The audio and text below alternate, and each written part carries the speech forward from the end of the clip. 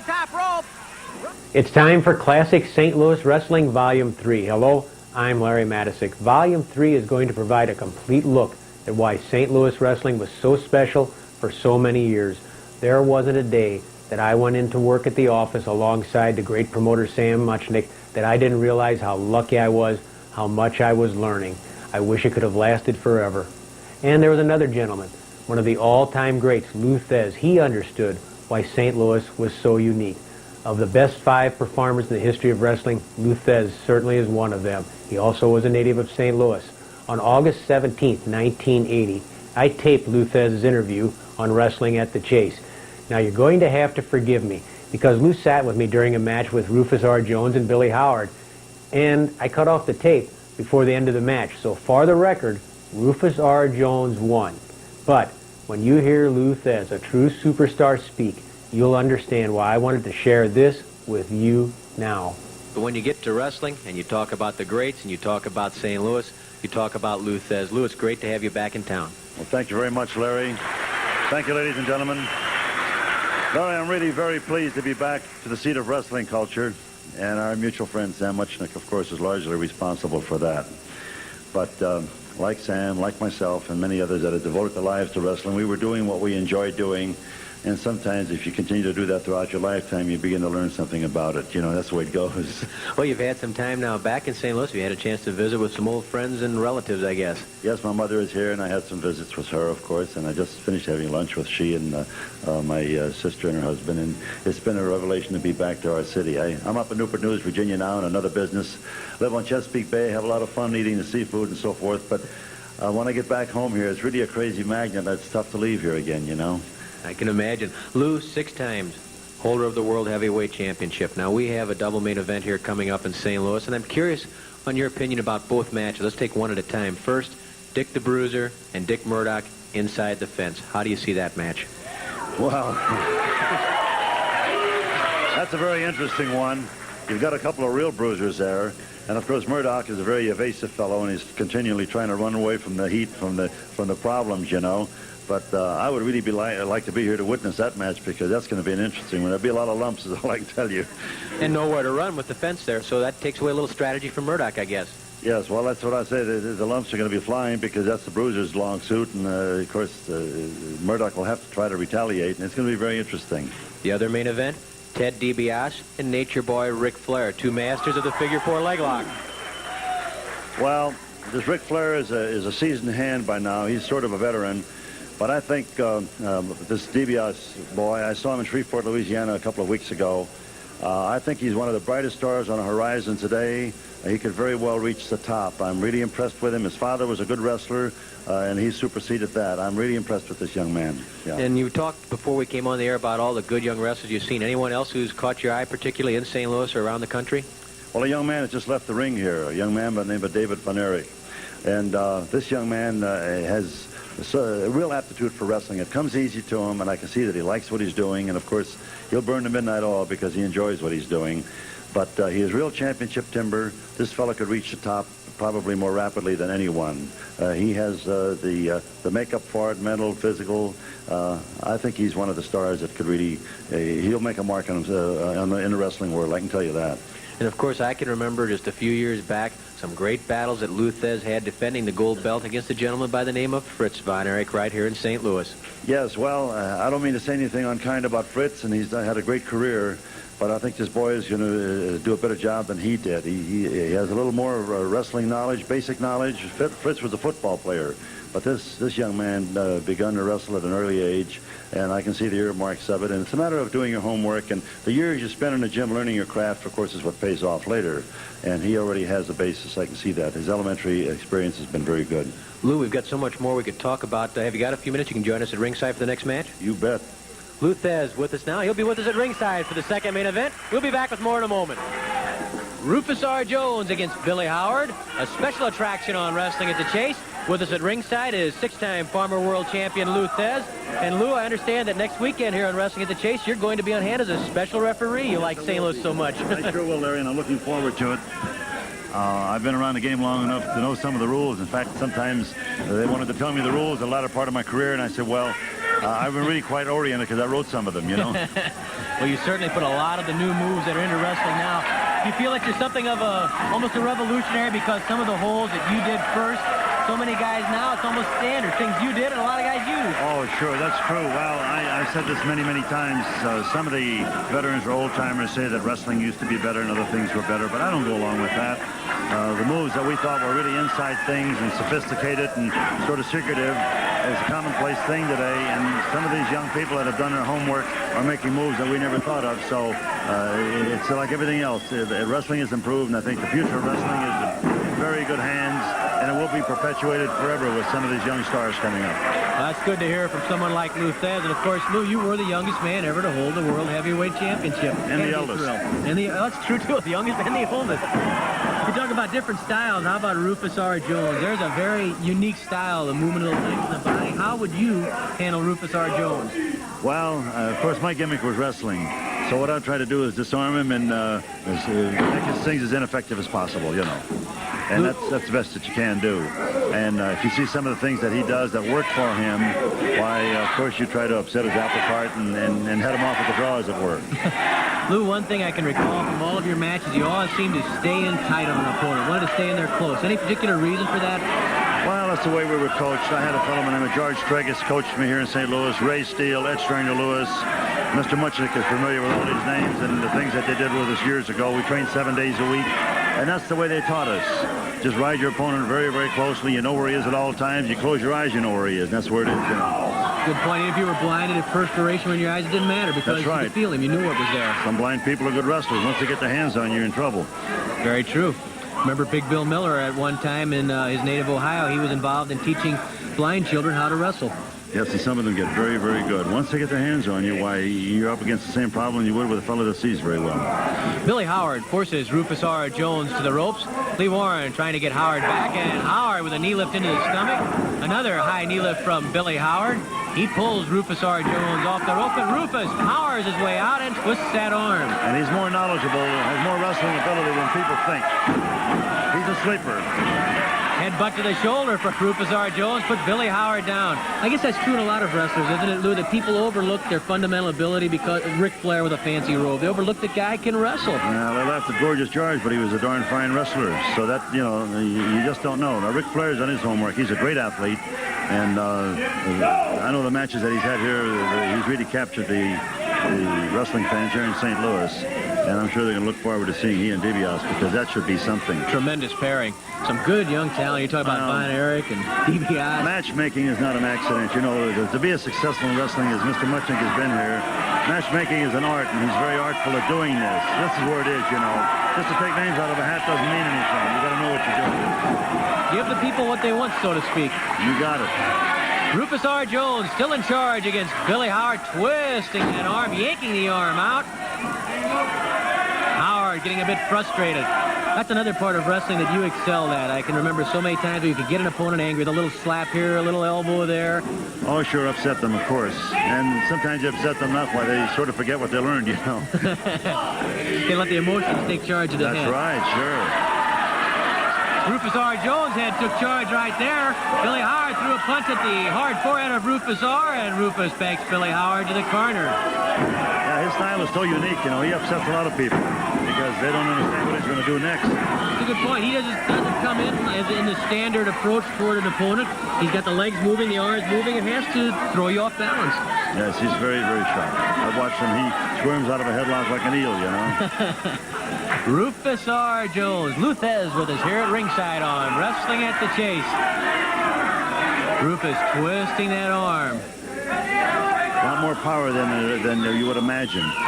You know, Ed Stringer Lewis was a great, great wrestler. In my opinion, the greatest the world has ever known. And he was a little overweight like Rufus. But the only one that bothered was the person that he was on top of.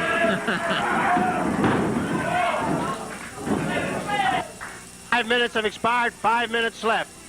Lou, we know you have some other commitments here in town. We'd like to thank you for spending some time with us, and we look forward to seeing you next week as a special referee on Wrestling at the Chase. Thank you so much, Larry. I'm going to run out and have a little visit with my mother, and then I'll talk to you later. Thank you very much. So Lou good to be with Thez. you. Lou Thez talked about up-and-coming young stars in St. Louis during 1979 and 1980. We're going to get a look at a couple of them right now. First, Rocky Johnson. And yes, Rocky Johnson is the father of today's wrestling and movie hero, The Rock, Little Dwayne Johnson. I remember Rocky Johnson bringing Dwayne to a match in St. Louis when Rocky challenged for the World Heavyweight title held by Harley Race. Rocky Johnson was a good one, and you're going to see why now. Second, Kerry Von Erich. This will be Kerry Von Erich's first match on television in St. Louis, tagging with his brother, Kevin Von Erich. We'll have highlights of that match at the time, November 17th, 1979. Kerry Von Erich was only 19 years old. Sit back and enjoy.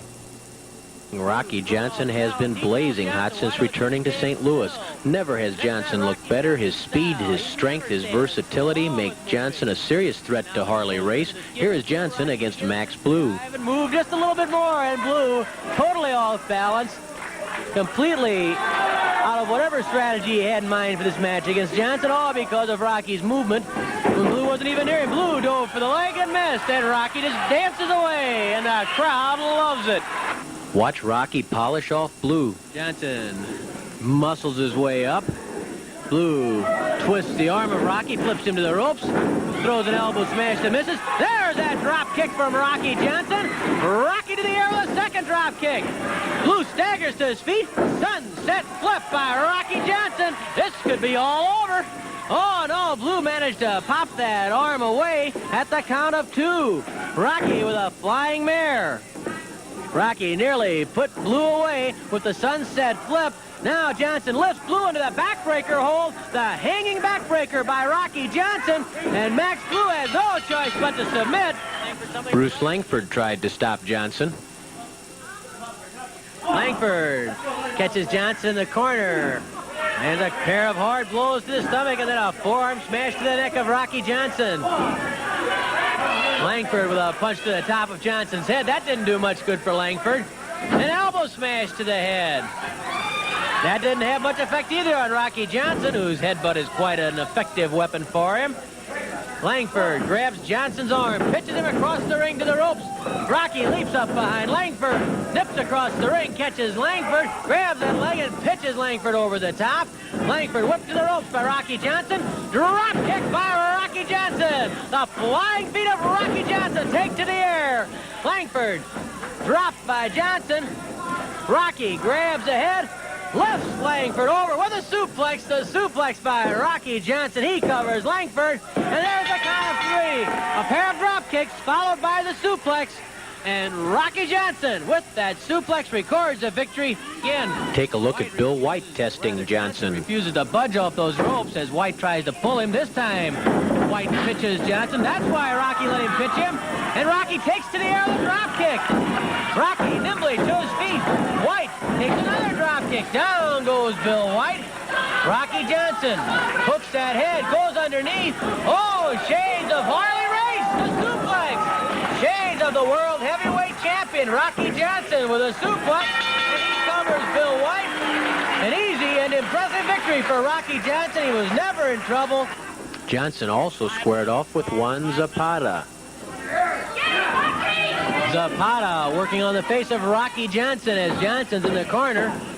Zapata works on the eyes of Rocky Johnson, trying to blind Johnson. Zapata contends to the referee that he was working on the eyebrows above the eyes. Whatever, when you have your eyelids and your forehead raked and scraped while you're perspiring, that stings, that hurts, and Johnson goes to town on Zapata. Johnson belts Zapata. Flying heel by Rocky Johnson.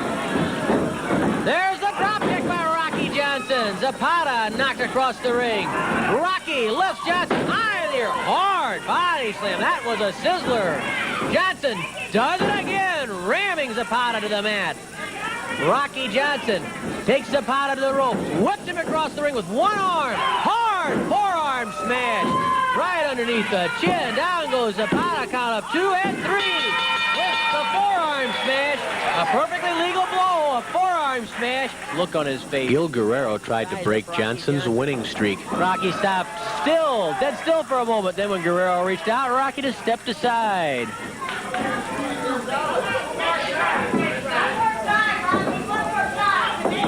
5 minutes of a lap, 5 minutes left. Rocky Johnson moves behind Gil Guerrero. Guerrero tosses Johnson, comes up with an arm lock on Rocky Johnson. Johnson coming to his feet.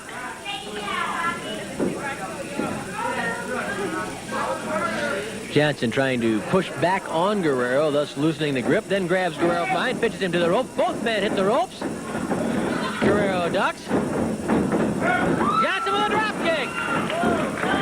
Johnson with a second drop kick. Guerrero doesn't know where Johnson's coming from. Rocky, there's that hanging backbreaker. The hanging backbreaker tremendously punishing submission hold. Guerrero screaming in pain, and Gil Guerrero submits quickly.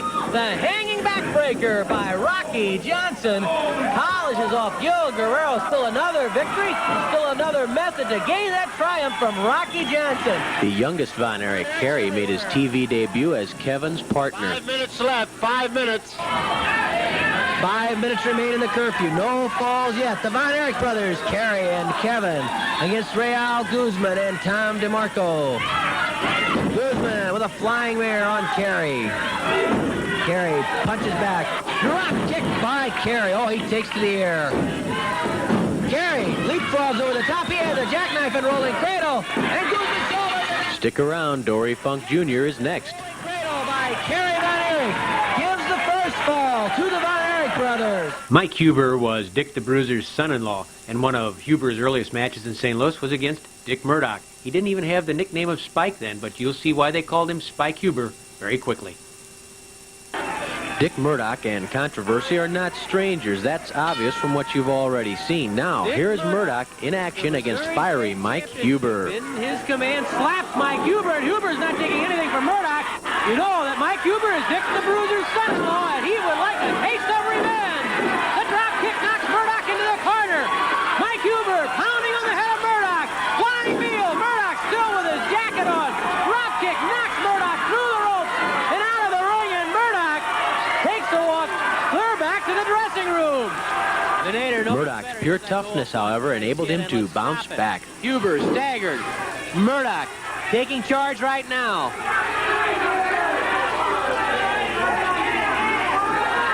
Mike Huber pitched head first into the buckle, and that showed you some of Murdoch's strength right there as he lifted Huber into the air and threw him head first against that buckle.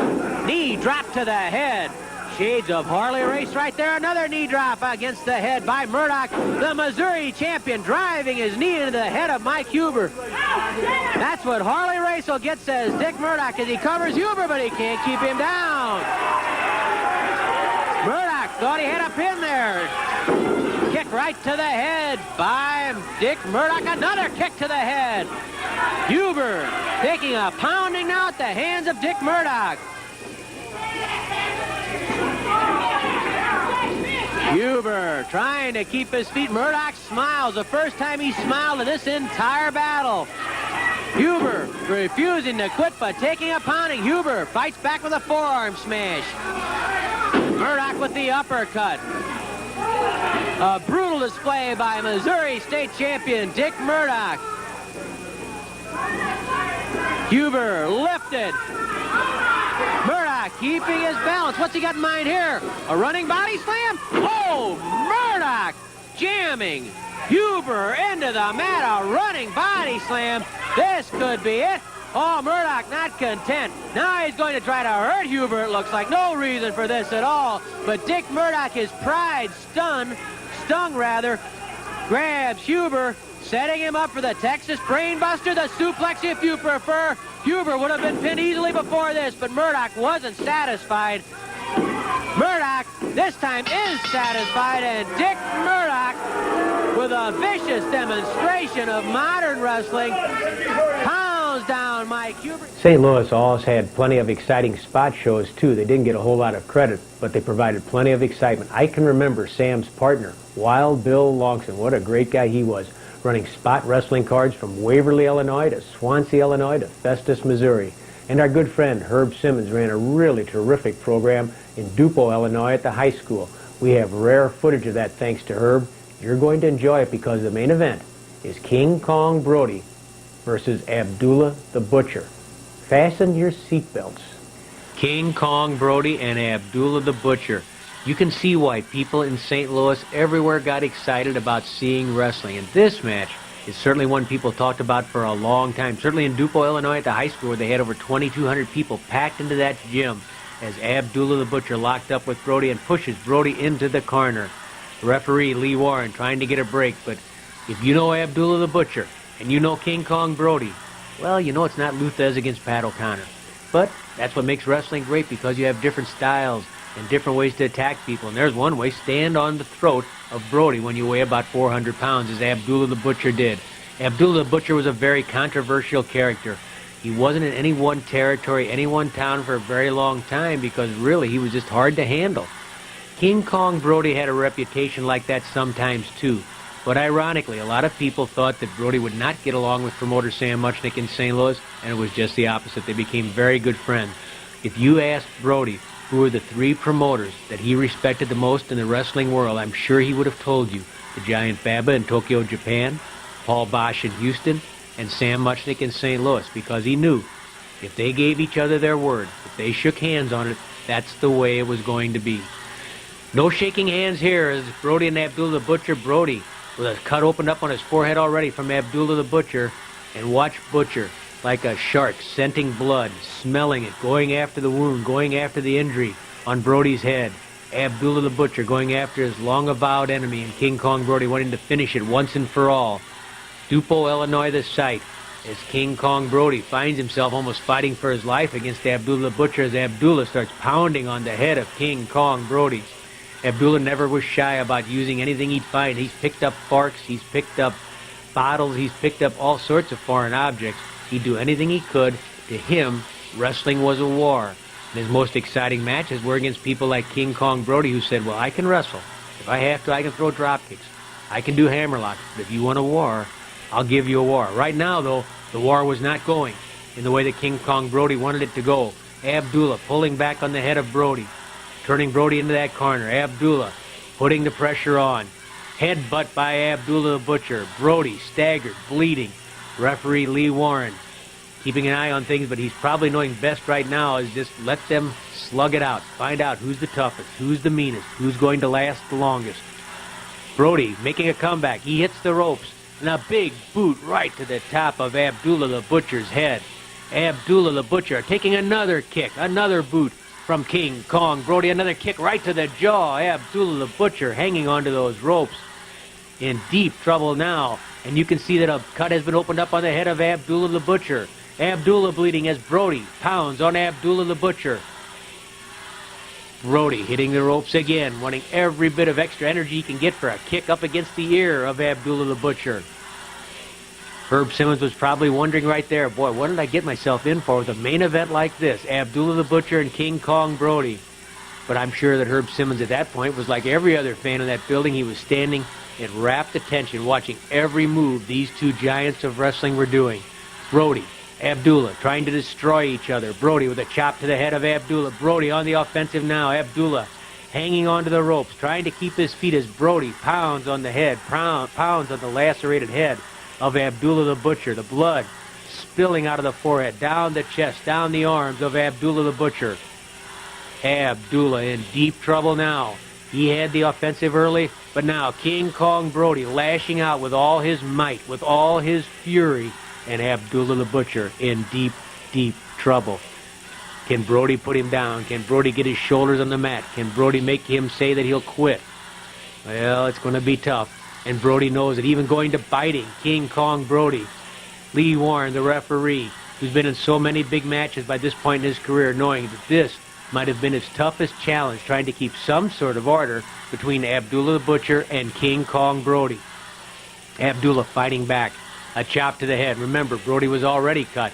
Abdullah pitching Brody through the ropes outside the ring. Remember, this is a high school gym, and like all high schools, they're pretty protective of their floors, so the crowd was all up in the bleachers, and it gave Brody and Abdullah room to roam. Maybe that wasn't such a good thing. They're fighting outside the ring now, looking for the furniture they can use on each other, trying to batter each other into destruction. Brody picks up the ring bell and slams it into the head of Abdullah the Butcher. Abdullah reeling after taking the bell to the head, but then he slams Brody's head into a table. Brody grabs a chair. Look out. Abdullah the Butcher catching the chair right across the forehead. Brody going after Abdullah with the chair again, trying to drive it into the throat of Abdullah the Butcher, but the Butcher, he's like a tank. You can't destroy him. Down goes referee Lee Warren. His attempt to keep some order quickly going by the wayside. Headbutt by Abdullah, then a chop again to referee Lee Warren, who by now is on the floor and calling for help, realizing there is no way one man can keep these two apart. See Lee Warren asking for help from the dressing room, hoping the other wrestlers on the undercard will come out and give him a hand, trying to break up Brody and Abdullah. Look at the packed crowd there behind Brody and Abdullah. Here comes one wrestler. Abdullah grabs him. Brody, Abdullah, they couldn't care less who's in between them. They have sights for only one thing, and that is kicking the tar out of each other. Anybody that gets in the way, they're going to be in trouble. Brody and Abdullah. Here comes Gary Jackson, night train Gary Jackson trying to break it up. Brody, who liked Jackson, with that kick to Jackson's chest, knocking him down. He probably didn't even know it was Gary Jackson. Another guy grabs Brody. Brody grabs him by the head, slams him into the concrete wall, not the pad. Brody's so angry, so out of control, he slammed him into the concrete wall. There's Brody with a water cooler going after Abdullah the Butcher. No way to break it up. Abdullah the Butcher. King Kong Brody, one of the greatest feuds in wrestling history. Brody, Abdullah, and they were in St. Louis like so many other stars. Sam Muchnick was a brilliant promoter. He understood his audience, and the foundation of what St. Louis was built upon was wrestling at the Chase. Sam Muchnick, wrestling at the Chase every week for over 20 years, provided a classy look at St. Louis wrestling. Now let's go back to back, July 27th, 1980 and August 3rd, 1980, and savor what wrestling at the Chase was all about. A girls match, 2 tag team battles, and Missouri State champion Ken Patera are all part of an explosive package today on Wrestling at the Chase. Hello, I'm Larry Matisick, and what a lineup today. Just take a look at one of the tag matches. It sends Von Raschke and Dick Murdoch against David Von Erich and Ted DiBiase. I'm sure you will agree that is an explosive combination. Just look at one aspect of it. Von Raschke claims to be the true master of the claw, and you know, of course, the Von Erich history with the Iron Claw. And also think back to some of the battles that Murdoch and DiBiase have had here in St. Louis. Now, we'll be right back with the opening bout after these important messages. Welcome to Wrestling at the Chase, the opening bout, a one fall with a 10-minute time limit. Introducing from Myrtle Beach, South Carolina, weighing 142 pounds, Judy Martin. And from Window Rock, Arizona, weighing 138 pounds, Winona Littleheart. Referee Chuck Riley.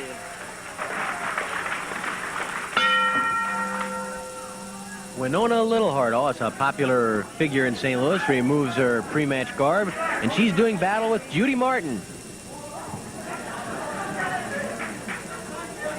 Judy Martin a bit impatient as Winona removes the leather skirt, and she's ready for action against Judy Martin. A pair of top contenders for the ladies' title belonging to the Fabulous Moolah.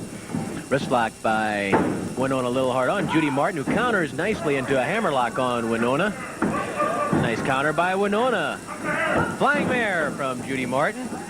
And Winona Littleheart backs off for a second to regroup. Winona dumps Judy Martin and comes up with a step-over toe hold on Martin. Winona Littleheart with a step-over toe hold on Judy Martin, who goes to the ropes, grabs the second rope. Winona yanks Judy Martin off the ropes. And then once more, steps over with the toe hold on Judy Martin. Winona jerking the leg of Judy Martin around. Martin reaches for the hair of Winona Littleheart and throws Littleheart off balance. She comes up with her own step-over toe hold, but Chuck Riley does not allow Judy Martin to keep it because she was pulling hair. Judy Martin not too happy with the ruling of Chuck Riley, but the crowd liked it. The crowd is solidly aligned with Winona Littleheart, and that's no surprise. Judy Martin, a very tough and rough competitor. She's not worried about getting cheers, just victories. Hard blast from Judy Martin. Littleheart takes a long look at Judy Martin. Hammerlock by Littleheart on Judy. Littleheart twisting that arm up behind the back of Judy Martin. Martin heads for the ropes. Little Heart will have to release the grip and does so quickly.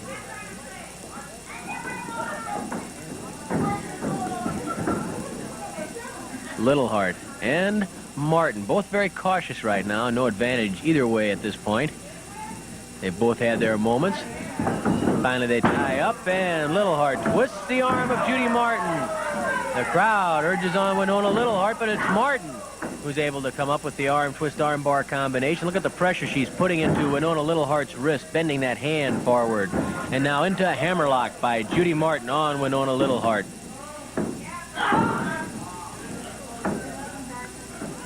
Judy reaching in. What's she did? She's taking a bite. She took a bite, I think, out of the finger of Winona Little Heart. And now while Martin and Riley argue, Martin on the blind side is strangling Winona Little Heart.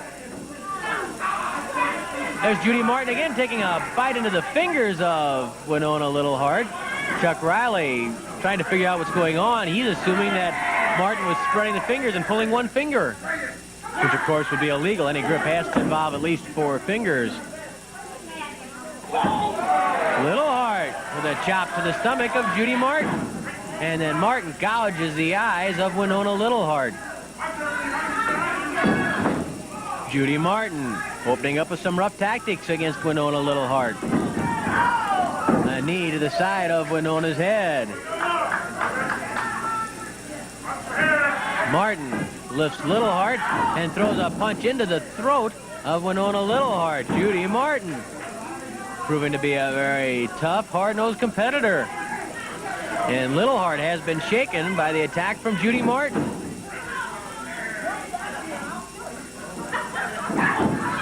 Little Heart battles back with a blow to the midsection.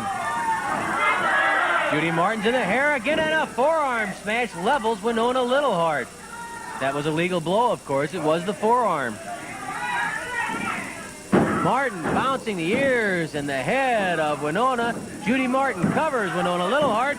At the count of 2, Martin is flipped off by Winona. Winona Little Heart. Her father was a professional wrestler. But down she goes again. Compliments of Judy Martin. Martin puts the throat of Little Heart over that top rope and then jerks the throat, the windpipe, into the top rope. And Judy Martin is making this very miserable for Winona Little Heart, but Little Heart, a scrappy competitor, refuses to quit, and a tomahawk chop flattens Judy Martin. That might buy Little Heart some time. She goes for the body press. Count of 1, and at 2, Little Heart's pushed away. 5 minutes elapsed, 5 minutes left. Halfway home in the curtain raiser today on Wrestling at the Chase, and it's been a rough match between Judy Martin and Winona Little Heart. Martin lifting Little Heart and strangling her in the blind side of the referee. Everybody's expecting a body slam, but instead Martin, who's very strong, is strangling Little Heart. Riley running around trying to see what is happening around the throat. Now he catches Martin strangling Little Heart. And then Little Heart is dropped throat first across the top rope. A rather impressive display of strength from Judy Martin. Little Heart really groggy now. She has taken a beating from Judy Martin. Martin with the elbow smash as Little Heart came flying off those ropes. Judy Martin goes for the pin. At 2, just before 2, Little Heart refuses to break. Winona fighting back once more. She just will not quit. What a scrapper, Winona Little Heart. Tomahawk chop to the throat, and that was right on the money. Judy Martin now gasping to get her wind back, and Winona Little Heart goes into a war dance, dragging Judy Martin along. Another tomahawk chop. Little Heart tries for a pin, cannot get it. Winona Little Heart now, she's on the offensive and trying to polish off Judy Martin, a flying heel. Oh, the drop kick missed.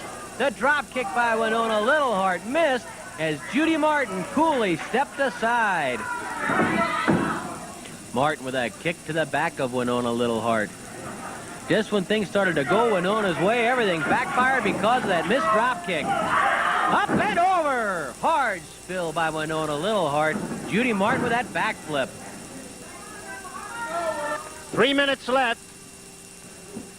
Chuck Riley taking a close look because it appeared as though Winona Littleheart could have been hurt in that spill. She's banged into the turnbuckles by Judy Martin. A kick to the stomach from Judy Martin. Another kick to the midsection from Martin. Littleheart hurled across the ring. Littleheart mounts the rope. Oh, flying cross body block. Count of 1, 2, and 3. What a spectacular maneuver by Winona Littleheart. Tossed into the corner. She used her head, got up on that second rope, leaped off the second rope with a flying cross body block, and flattened Judy Martin for the pin. It was a hard-earned victory, but a big victory for Winona Littleheart. Let's hear from Mickey Garagiola. In 7 minutes and 24 seconds, a flying body slam. The winner, Winona Littleheart. The first main event, a one fall with a 20-minute time limit, an Australian tag team match. Introducing from Denton, Texas, weighing 238 pounds, David Von Erich. From Omaha, Nebraska, weighing 250 pounds, Ted DiBiase. From Germany, weighing 283 pounds, Von Raschke.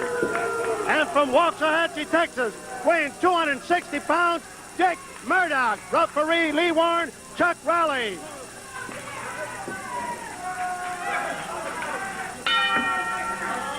Dick Murdoch and Von Raschke, a rough and tumble combination if you've ever seen one, against Ted DiBiase and David Von Erich, two of the finest young wrestlers you also will ever see. Believe me, when you talk about top contenders for who might be the world heavyweight champion after Ken Patera and title holder Harley Race square off, you can pick any one of the 4 men in the ring in this match, and either Race or Patera, who's ever the world champion, would have his hands full. Murdoch goes behind DiBiase. Atomic knee drop. DiBiase blocked it. DiBiase blocked it. He lifts Murdoch, and atomic knee drop by DiBiase to Dick Murdoch. Ted DiBiase back in St. Louis for the first time in over a year, and he bounces Dick Murdoch with that atomic knee drop. Murdoch had to tag in Von Raschke, and Raschke hasn't been on St. Louis television for about 3 or 4 years.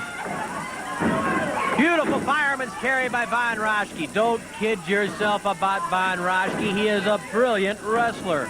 He has a terrible temper. He always did when he was one of the finest amateur grapplers in the country. He excelled in Greco-Roman wrestling, but that temper always is in the way. He can lose his temper easily. He hasn't changed at all in the professional ranks, but he has so much skill, so much power. Well, he's almost unstoppable. And right now it's Von Raschke in the ring against Ted DiBiase. Raschke, who claims to be the true master of the Iron Claw. And you know that Raschke jumped at this opportunity because he has a showdown coming up with David Von Erich, and the day he's across from David in a tag team affair. Here comes David Von Erich. He grabs Raschke and bangs away on Raschke's head. Side headlock by David Von Erich on Von Raschke, who has an open challenge to any of the Von Erich family for a Battle of the Claws. Well, he has that coming up now against David Von Erich. The Battle of the Claws, Von Raschke and David Von Erich. And, of course, also coming up on that same card, the battle between the Missouri State Champion, Ken Patera, and the World Heavyweight title holder, Harley Race, with Lou Thez, the all-time great, the native of St. Louis, as the special referee. Raschke pitches Von Erich to the ropes. Von Erich over the top, and with a drop kick, floors Von Raschke. Side headlock, over the hip, down goes Raschke. David Von Erich in command and keeping a close eye on Dick Murdoch. Raschke trying to put the shoulders of David Von Erich down, but couldn't keep him there. He tries once more. Lee Warren, here's the crowd yelling, and catches Von Raschke, pulling tights, and then shoves David Von Erich back over on top. Side headlock by David Von Erich on Von Raschke. And Lee Warren falls out. Dick Murdoch chases him back to the corner because Murdoch was reaching in. Raschke trying to struggle to his feet. Von Erich with that side headlock on Von Raschke. Raschke's been dominating main events throughout the Southlands in the last year or so. Raschke pitches Von Erich to the ropes. Hip toss by Von Raschke. He goes for the claw and misses. Von Erich rolled away. There's that side headlock again. Raschke making an early attempt to catch David Von Erich with the claw. Here comes Murdoch. He's got the tag rope, and DiBiase gets there first. DiBiase grabs the tag rope away from Murdoch and puts it around Murdoch's throat. DiBiase strangling Murdoch with the tag rope, and Murdoch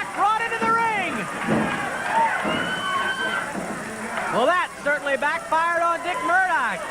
He pulled that tag rope loose and came running after David Von Erich, but Ted DiBiase came to the rescue of David Von Erich and ended up strangling Murdoch, which was what Murdoch had in mind for David Von Erich.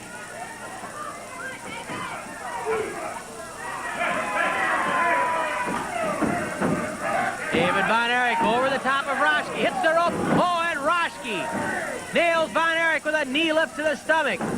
Tag is made on both sides of the ring, and it's Murdoch who has to square off with DiBiase. Murdoch complains to Raschke about the tag not being quick enough, but it certainly wasn't Raschke's fault. Had Murdoch been in the corner, he could have made that tag. So Murdoch is certainly wrong in blaming Von Raschke, but then again, you know, Murdoch's history with tag team partners. He's had his problems staying alive with anyone for any length of time. And that goes from Mickey Garagiola to King Kong Brody, who's in Japan and not at all happy about some of the things he's been hearing Dick Murdoch say. Murdoch slugs DiBiase to the canvas. Raschke stomps on the mat and yells at Murdoch. Raschke, those eyes bugged out as he yells at Murdoch to follow up the advantage, and Murdoch drops DiBiase. 5 minutes have passed, 15 minutes left. Ted DiBiase in trouble here.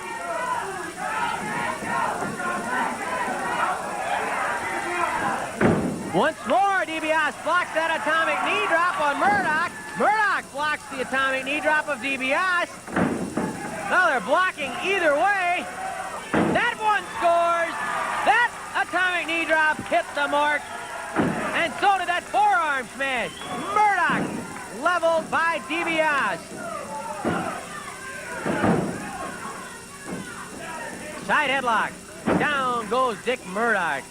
Frantic action today on Wrestling at the Chase, and what more could you expect with a tag team combination like this?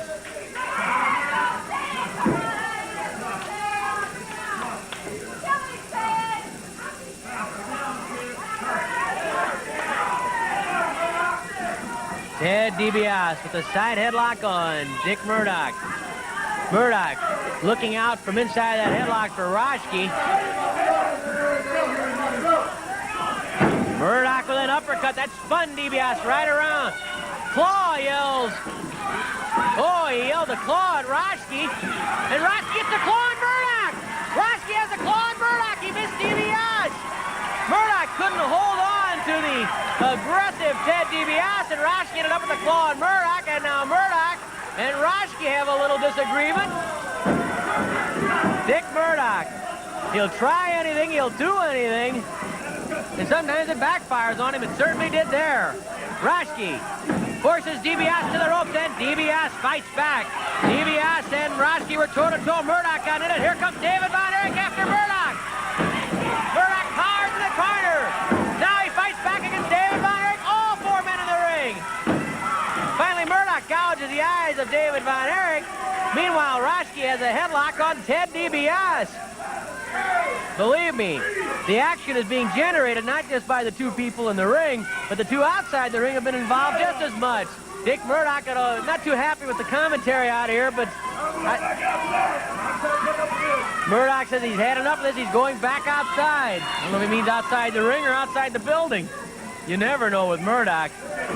He is controversy personified. Here comes Murdoch. He comes up behind DiBiase, who did not see the tag made. Try this one, yells Murdoch at DiBiase as he bangs the elbow off the jawbone of Ted DiBiase. DiBiase sags to the ropes and comes off with a forearm smash. Side headlock briefly by Murdoch, and then he pounds a fist into the head of DiBiase. Two former Missouri State champions in there right now, Murdoch and DiBiase. Here we go, yells Murdoch. He hooks the head. He's going for the brain buster. The suplex of the brain buster, either name you want. And Murdoch drops DiBiase with the brain buster. This could be it. Count of two. Oh, and DiBiase.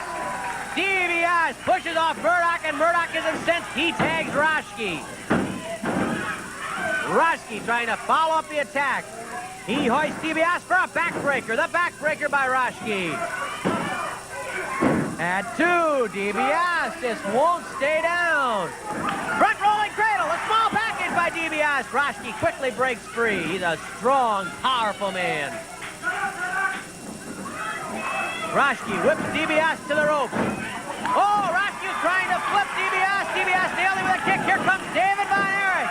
David Von Erich pounds on Raschke. Drop kick, knocks Raschke to the corner. DiBiase right back on top of him. Across the ring goes Raschke. Up and over the top goes Von Raschke. David Von Erich poisons the claw, and Raschke blocks the claw. Raschke blocks the claw. Here comes Murdoch. Von Erich went for the claw on Von Raschke. Whose claw is better? The one of Von Raschke or the one of the Von Erich family? Murdoch's knee lifted to the air, and it bangs into the head of David Von Erich. Raschke chased out of the ring by the referees. Murdoch back on the assault against David Von Erich. Hot and heavy action. What more could you want from any wrestling match, from any wrestling card? David Von Erich tosses Murdoch to the ropes. Flying tackle flattens David Von Erich. 10 minutes have expired, 10 minutes left. David Von Erich with the claw on Murdoch. Raschke charging into the ring, and he's after David Von Erich. David still hanging on the claw. Now Raschke with the claw. Raschke with the claw on Von Erich. The Von Erich's own weapon being used against them. Von Raschke with the claw on David Von Erich. Raschke digging in. David Von Erich sagging, starting to lose consciousness as Raschke uses the Von Erich's own weapon against them. David back on his feet, trying to keep his consciousness, trying to keep his head up. He has the claw on Raschke. Both men with claws. Raschke with the claw on Von Erich. Von Erich with the claw on Raschke. They end up in the ropes. If they can get either man to release the claw, finally, both claws broken. The claw against the claw. Boy, you saw it graphically right there. Raschke and David Von Erich. Knee lift by DiBiase flattens Raschke. Body slam by DiBiase. Here comes Murdoch. He breaks up a potential pin. And DiBiase is angrily after Murdoch. DiBiase and Murdoch. DiBiase knocking Murdoch down to the apron. Raschke and David Von Erich battling in the middle of the ring. Murdoch pulls DiBiase outside. Murdoch slamming him into the table. Down goes Ted DiBiase. Murdoch slamming him into the announcer's table. Meanwhile, Raschke and David Von Erich have had their own Donnybrook.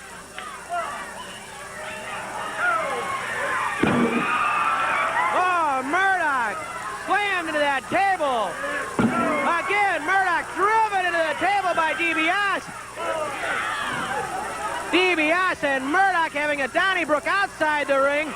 Raschke trying to get out there to see what's going on. David Von Erich and Raschke inside the ring toe-to-toe. The referees try to separate them. Murdoch with a microphone tangled up around him. Ollie Hofstetter trying to untangle Dick Murdoch from the cabling outside as we try to reestablish our building here. DiBiase, atomic knee drop to Von Raschke.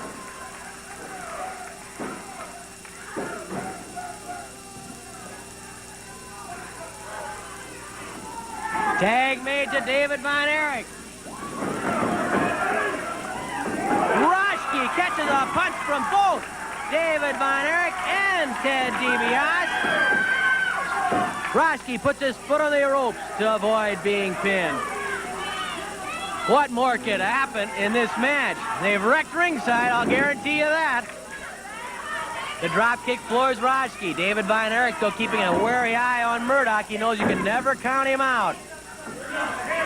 Murdoch yells Raschke. David Von Erich flung head first into the top turnbuckle. Murdoch lifts David Von Erich and pounds on Von Erich's head. Lee Warren and Chuck Riley, the referees, trying to maintain some sort of order in this knockdown, drag-out, back alley brawl. Murdoch tosses David Von Erich to the ropes and nails him with an elbow right to the chin. Murdoch flying elbow drop. And then Murdoch spits at DiBiase. Here comes DiBiase. Ted DiBiase not in the mood to take anything from Murdoch or Raschke. David Von Erich carried over to the corner. Raschke pounding on David Von Erich as Murdoch holds Von Erich's arms. Murdoch yells something at DiBiase. Raschke pounding on David Von Erich. Murdoch and DiBiase about ready to square off again. Raschke misses the claw. Raschke missed the claw. Tag made to DiBiase. DiBiase pounds away on Von Raschke. Spins him with a punch. Down goes Raschke. Flying elbow drop. Try for a pin. At 2, Raschke shoves off DiBiase.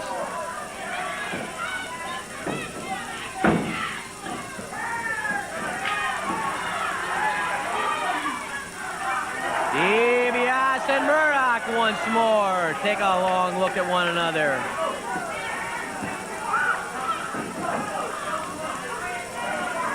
Fists are clenched. Lee Warren trying to break those fists up, but I think by this point it's almost impossible to stop Murdoch and DiBiase from going on one another hammer and tongue, just as it is to stop Raschke and David Von Erich.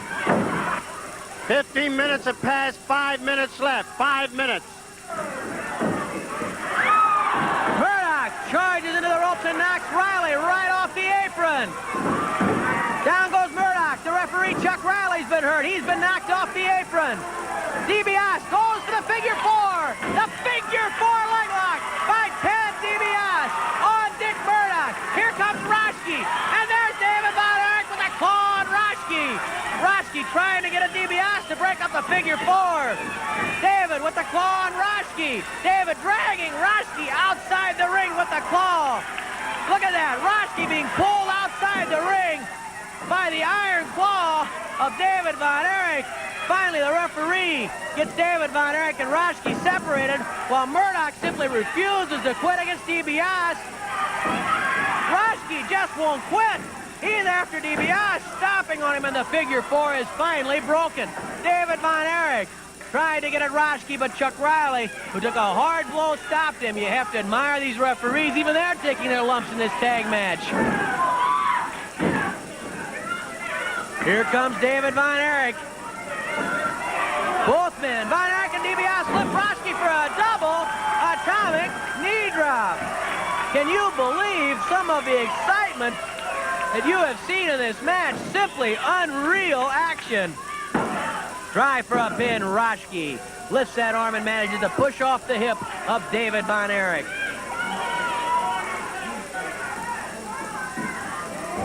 Knee lift by David Von Erich on Raschke. Murdoch crawling up behind Von Erich, but David spotted him. And Raschke charges into Von Erich, who had his eye on Murdoch. Hip toss by Raschke on David Von Erich. 3 minutes left. 3 minutes. 3 minutes remaining. And for 17 minutes, the duos, one side, Von Raschke and Dick Murdoch, the other, David Von Erich and Ted DiBiase, have simply been spectacular, sensational. The short arm scissors by Raschke on David Von Erich. David Von Erich rolled Raschke into a cradle. Murdoch kicked Von Erich, and that allows Raschke to keep the short arm scissors, or the figure 4 arm lock, if you prefer that name for it. David Von Erich manages to lift the shoulder.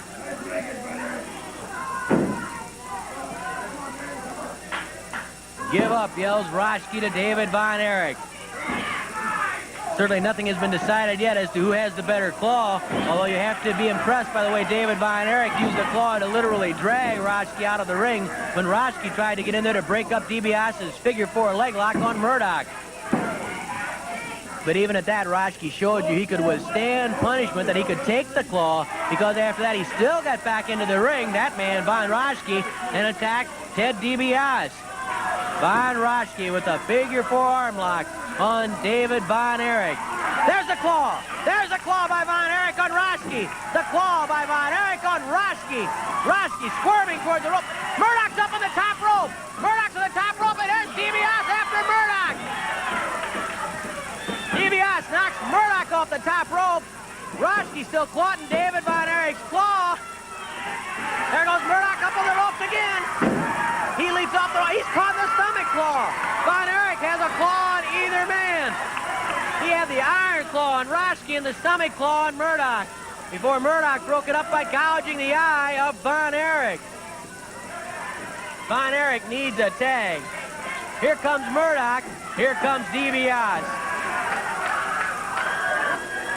1 minute left. 1 minute.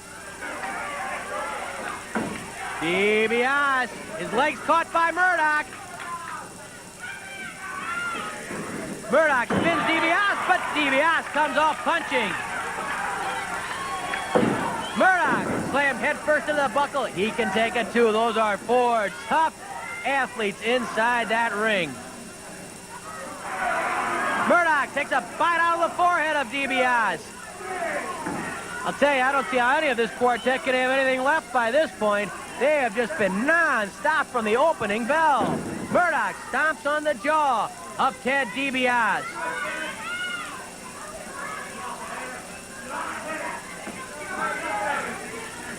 Murdoch lifts DiBiase for a pile driver.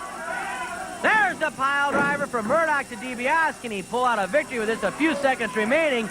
Murdoch, a bit the worse for wear himself, crawls across DiBiase. There's the bell. And that ends this match as a 20-minute time limit draw. If we can get everybody separated. Raschke and Murdoch back to one corner. They're claiming a victory, but it's not to be. This match is a stalemate, a draw. David Von Erich and Ted DiBiase against Von Raschke and Dick Murdoch. What more could you want? There is no more that you could want. Here's Mickey. With time running out, the referee declares the match a draw. Nothing has really been settled yet. And of course I'm talking about who is the master of the Iron Claw. Originally Fritz Von Erich invented it. Von Raschke claims to have perfected the Iron Claw, and we really don't know who has the better claw, Von Raschke or the Von Erichs. Larry, you make one serious mistake. Fritz Von Erich invented the claw, yes? Baron Von Raschke perfected the claw. I took it to a higher plane. In my hand, it is the brain claw. It is a scientific hold, applying pressures to the nerves that run down the side of the skull and penetrate the cranium into the medulla oblongata, into the various synapses of the brain, causing excruciating pain and blackness, and making all of my opponents surrender to the great Baron Von Raschke. Now today, during this tag match, twice you were caught, or 3 times you were caught in the claw of David Von Erich. It had to be a funny feeling to be caught in the claw yourself. You are very smart. You caught on right away to my strategy. You'll notice in this match, I did not even attempt to put the brain claw on David Von Erich. I am too intelligent. I am too clever. I am too wise, too smart. I am above all the rest. David Von Erich fell into my trap.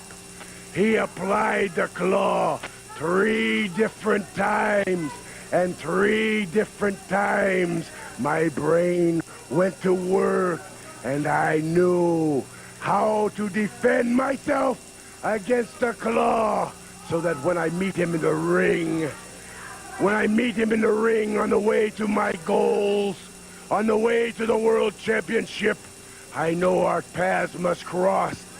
I know they must cross in the Kiel Auditorium, and I know for sure that my defenses against his Iron Claw will be set, but he will not be prepared for the mastery of the superior Brain Claw. You know, David Von Erich is very tall, and to the uneducated eye, they would say he does not look like a wrestler. But the longer the bone structure, the tighter the tendon strength, the better the leverage. But I know this, David Von Erich. I know the potential you have. but I have been through the fire, and what the fire doesn't destroy, it hardens, and I am hardened, and I am tough, young, tender David Von Erich, come to kill and feel the claw, the brain claw. On Raschke, who says the brain claw is better than the iron claw, and we will find out. We'll be back with more in just a moment. The second main event, a one fall with a 5-minute time limit. Introducing from Winnipeg, Canada, weighing 244 pounds, Kerry Brown. And from Portland, Oregon, weighing 266 pounds, Missouri State champion, Ken Patera.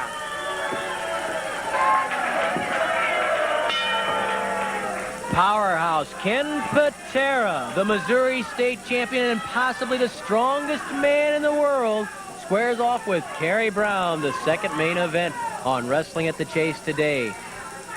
And here's some information about next week's edition of Wrestling at the Chase, a mixed tag match. A mixed tag match will be one of the highlights, man and woman versus man and woman. A mixed tag match next weekend on Wrestling at the Chase. Don't miss that. Patera, the first man ever to press and also to clean and jerk more than 500 pounds.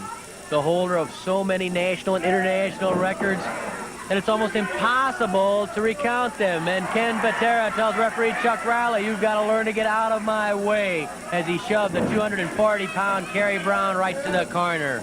Side headlock by Kerry Brown on Ken Patera, the man who could well be the next world heavyweight champion. I cannot think of two more serious, two more dedicated, and two more determined athletes than Ken Patera and the world champion Harley Race. Neither one will give a single inch, a portion of an inch.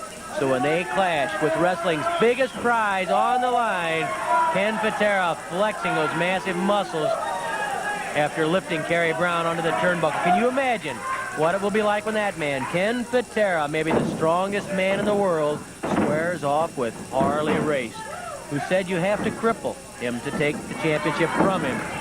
Well, right there is a man, Ken Patera, who can cripple anyone. Anyone in the world.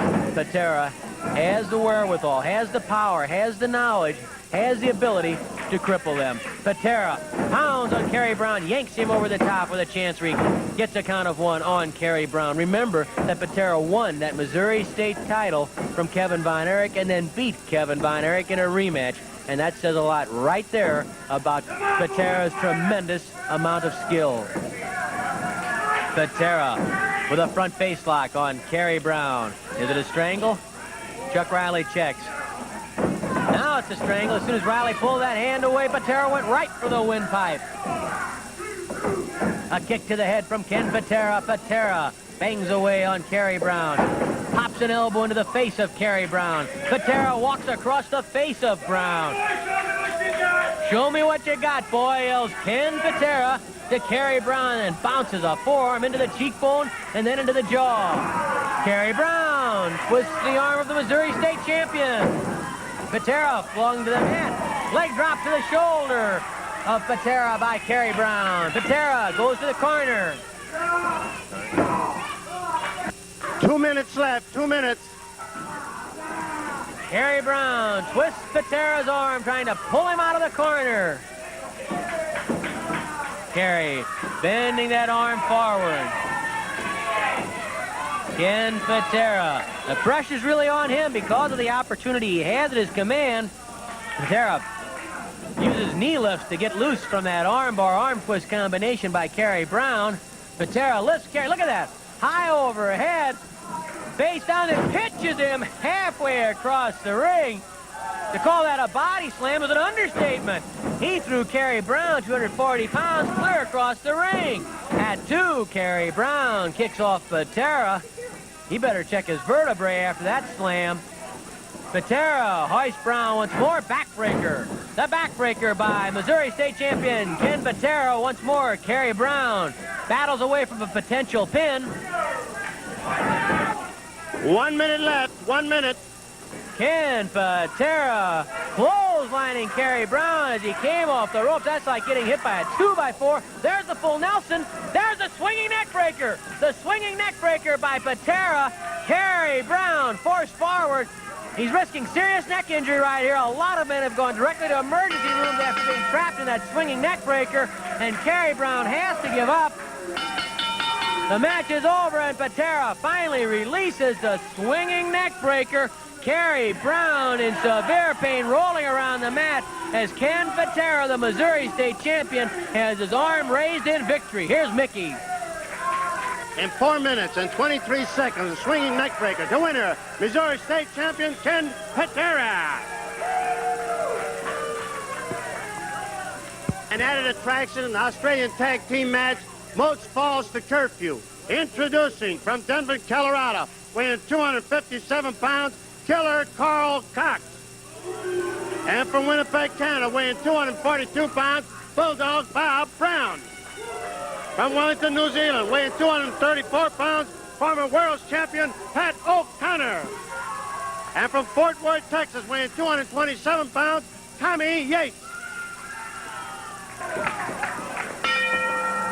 And here we go for some more tag team action. Bulldog Bob Brown and Killer Karl Cox against newcomer Tommy Yates and former world champion Pat O'Connor. O'Connor and Brown begin the action. Brown shoved to the ropes by O'Connor. Don't forget now, next weekend, a mixed tag match, man and woman versus man and woman, right here on Wrestling at the Chase. A mixed tag match, plus a whole lot more. Side headlock by O'Connor and Bulldog Bob Brown. Brown grabs O'Connor's hair. O'Connor pushed to the corner where Killer Karl Cox is. Brown and Cox both pound on O'Connor. Cox pounds away that elbow on O'Connor. Bear hug by Killer Karl Cox, using that to lift O'Connor. He bounced him once into the turnbuckle, and now Killer Karl Cox squeezes the former world champion. While he's doing that, though, he's careful to keep O'Connor within range of Bulldog Bob Brown. Brown getting in his licks from outside the ring as the referees try to control another rough and ready duel. This time it's Killer Karl Cox and Bulldog Bob Brown. O'Connor lands a fist to Brown and then put the side headlock on Cox and checks the bridge work of Cox. Thinking of the tag team matches, think of all the excitement there's been today in the two tag matches. Imagine what it will be like when there is an 8-man tag match on that upcoming program. An 8-man tag match, each duel will have 2 corners into which they can tag. In other words, there will be someone in all 4 corners of the ring, and tags can be made to at least 2 corners for any partner. An 8-man tag match, in addition to the showdown between world champion Harley Race and Missouri Kingpin Ken Patera, in addition to the Battle of the Claws between Von Raschke and David Von Erich, in addition to the WWF champion Bob Backlund against 315-pound Buzz Tyler. Tommy Yates with a side headlock on Bulldog Bob Brown, and Brown is flung to the mat by Yates. Yates has a real good reputation down around Texas, where he is a native. He's had some good outings down there, has done very well. 2 minutes left, 2 minutes. 2 minutes remain in the curfew. No falls yet. Brown and Cox against Yates and O'Connor. O'Connor angrily came into the ring. He still wants a piece of Cox. He doesn't like to see his man double team. The referees pull O'Connor off of Cox. Here comes Bulldog Bob Brown to the ring. Oh, he catches Yates right in the throat, and Yates was looking for Cox when he came off those ropes. Brown covering Yates. And Cox pulled Brown off of Yates. He didn't want Brown to pin Yates. I don't know if he could have, and Brown doesn't quite believe it. Tag is made to Cox. Cox lifting Yates for that brain buster. And I don't think Bulldog Bob Brown's going to care for this at all, because he might have been able to pin Yates, and instead Killer Karl Cox managed to maneuver his way into that ring to get the pin on Yates. And Brown is not at all happy with killer Karl Cox. Is exactly how that match ended, because Cox managed to get himself into the ring and make a pin on Yates, a pin that Bulldog Bob Brown could have made. We checked the clock, and time will expire during the rest period, so Brown and Cox are the winners, but they're certainly not happy victors. Brown and Cox. Brown very upset with killer Karl Cox right now, but they are the winners. Let's hear from Mickey. With time running out, the winner of the only fall and the match, killer Karl Cox and Bulldog Bob Brown. The man who is possibly the strongest in the world could soon be wrestling's world heavyweight champion. Hello, I'm Larry Matisick, and this is Wrestling at the Chase. The powerhouse, of course, is Ken Patera, who is unmatched in muscle by anyone, anywhere. Patera is also the Missouri State champion by virtue of a victory over Kevin Von Erich. And if Patera can knock off Harley Race, Ken Patera will then be the world heavyweight champion. It's something Patera is clearly capable of doing. He's more than just strength. He's intelligent, he's quick, he's willing to do whatever it takes to win. Ken Patera, the Missouri champion, is here today on Wrestling at the Chase, and we'll be back with the opening bout, a mixed tag match, right after this. Welcome to Wrestling at the Chase, the opening bout, a mixed match, one fall with a 15-minute time limit. Introducing from Fort Lauderdale, Florida, weighing 140 pounds, Vivian St. John. From Winnipeg, Canada, weighing 243 pounds, Bulldog Bob Brown. From Dallas, Texas, weighing 158 pounds, Wendi Richter. And from Omaha, Nebraska, weighing 254 pounds, Ted DiBiase. Referee Chuck Riley, Lee Warren.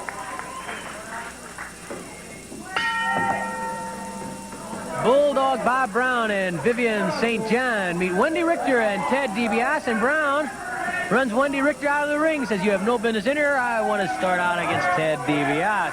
And of course, whenever a tag is made, the opponents have to be of the same sex. In other words, if DiBiase were to tag Wendi Richter right now, Vivian St. John, Brown's partner, could enter the ring immediately without a tag and come right into the ring.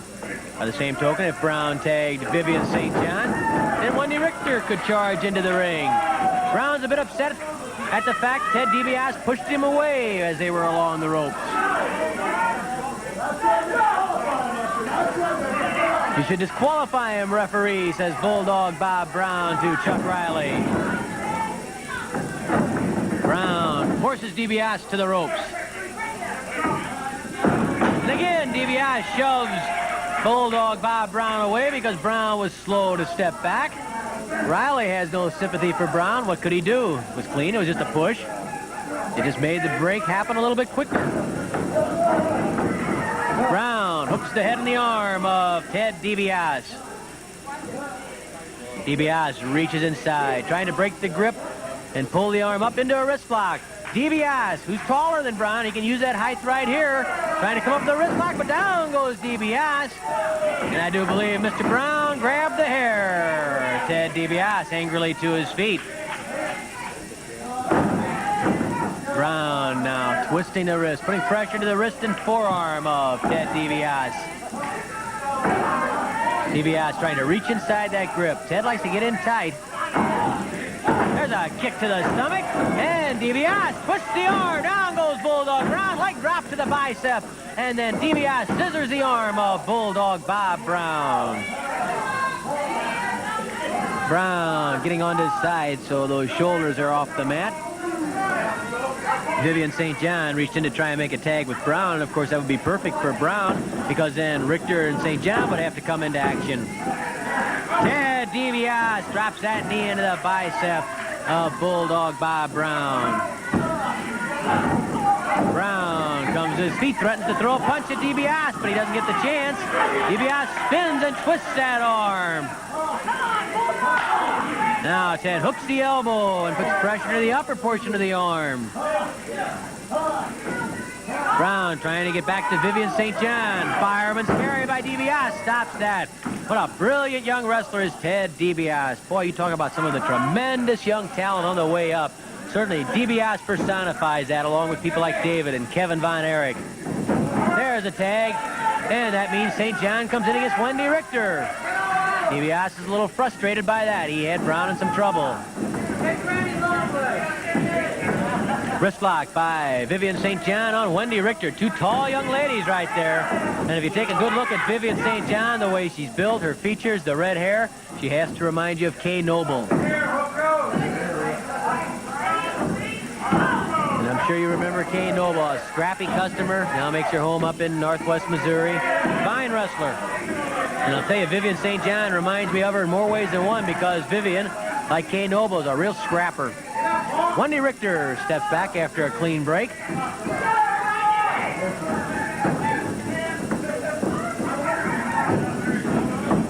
Wendi ties up with St. John. St. John forces Wendi Richter to the ropes.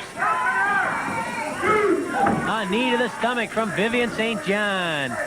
Bulldog Bob Brown eyeing the action carefully. You never know what the Bulldog, what he's got in mind or what he's apt to do. St. John again puts Wendi Richter on the ropes. Brown, they're taking a look. St. John strangling Wendi Richter, and I can't tell if Brown has a hold of the... No, he's keeping his hands out. He's just watching what's going on very carefully. Flying mare by Vivian St. John. Is she strangling? Yes, she is, and Riley wants it broken. St. John with a hard kick.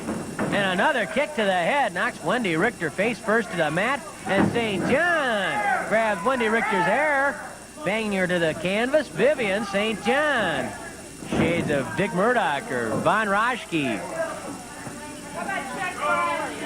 St. John grabs Wendi Richter by the throat. Oh, St. John flouts Bulldog Bob Brown. She threw a punch at Richter, hit Brown, and Brown kicks Richter. Brown kicked Richter right in the hip, and that infuriated Ted DiBiase. 5 minutes have elapsed, 10 minutes left. Wendi Richter, even after that fall by St. John where she hit her own partner, still wasn't able to get out of the corner and tag DiBiase. St. John with a forearm smash. Knock her head off, yells Bulldog Bob Brown. Mercy is not part of his vocabulary. There's St. John on the throat again. Richter with a sizzling forearm smash breaks free.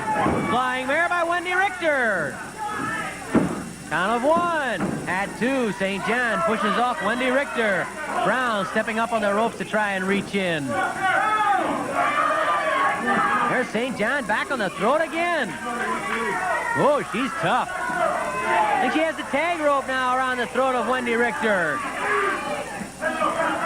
Brown holding on to that rope, and Wendi Richter is being strangled in the corner. Here comes DiBiase after Brown. Nearly flattens Lee Warren, the referee, and trying to get at Brown. St. John with a knee lift to Wendi Richter.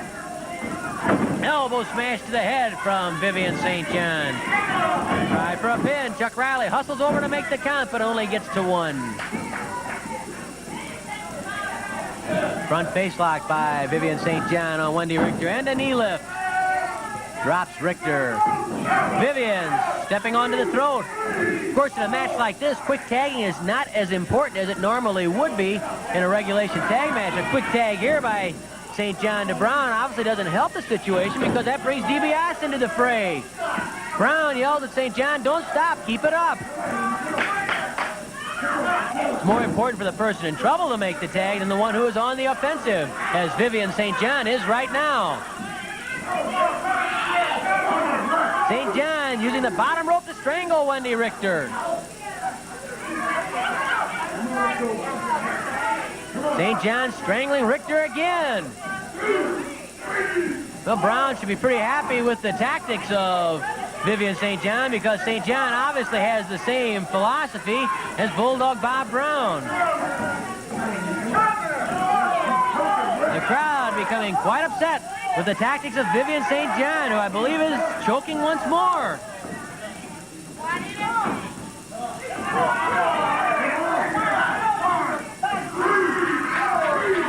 At the count of 3, I believe it was, St. John stopped strangling and used the knee lift to flatten Richter. Wendi finds a home for the fist in the stomach of St. John, does it again. Wendi Richter bangs away those forearm smashes, driving him home, and now she strangles St. John. Vivian St. John getting a taste of her own medicine. And Ted DiBiase yells for tag. Here comes DiBiase and Brown into the action. Ted DiBiase. Oh, his eyes raked by Brown. Brown tossed to the rope. Flying tackle. DiBiase ducks. Over the top. Underneath again. Brown flying off those ropes. And DiBiase pushes Brown into the air for a hard jolt. And Brown bails out. Wendi Richter chases Brown off the apron and throws a kick at Brown, too. She kicks Brown again. And Bulldog Bob Brown is upset. Wendi Richter, just as angry as Brown, I think. Yes, she was willing to take a kick at Brown right there, and Brown goes over to more friendly surroundings, the corner where Vivian St. John is.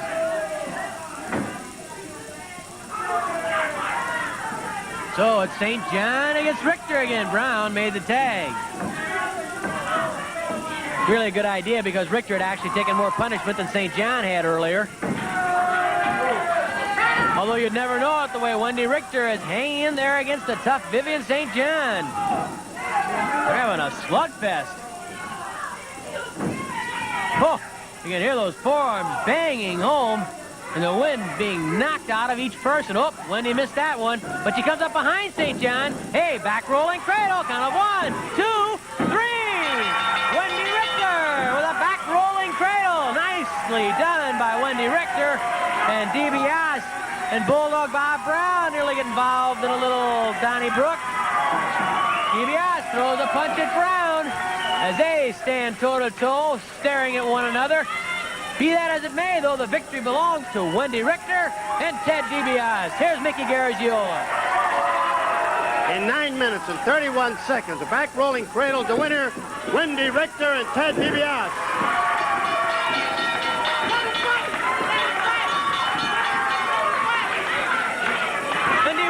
Vivian St. John still going to it. DiBiase keeping Brown out of matters so that St. John and Wendi Richter can try and settle their differences. Finally, Chuck Riley separates the two after St. John has strangled Wendi Richter. Now Brown and DiBiase are arguing once more. And I think the action finally has ended. So we will be back with more right after this. The first main event, a one fall with a 10-minute time limit. Introducing from Fort Worth, Texas, weighing 235 pounds, Tommy Yates. And from Portland, Oregon, weighing 265 pounds, Missouri State Champion Ken Patera.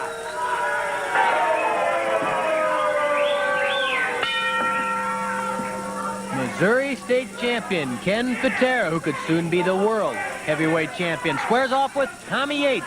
The first main event today on Wrestling at the Chase. Patera slowly removing the Missouri State title belt, which he took from Kevin Von Erich, using the swinging neck breaker.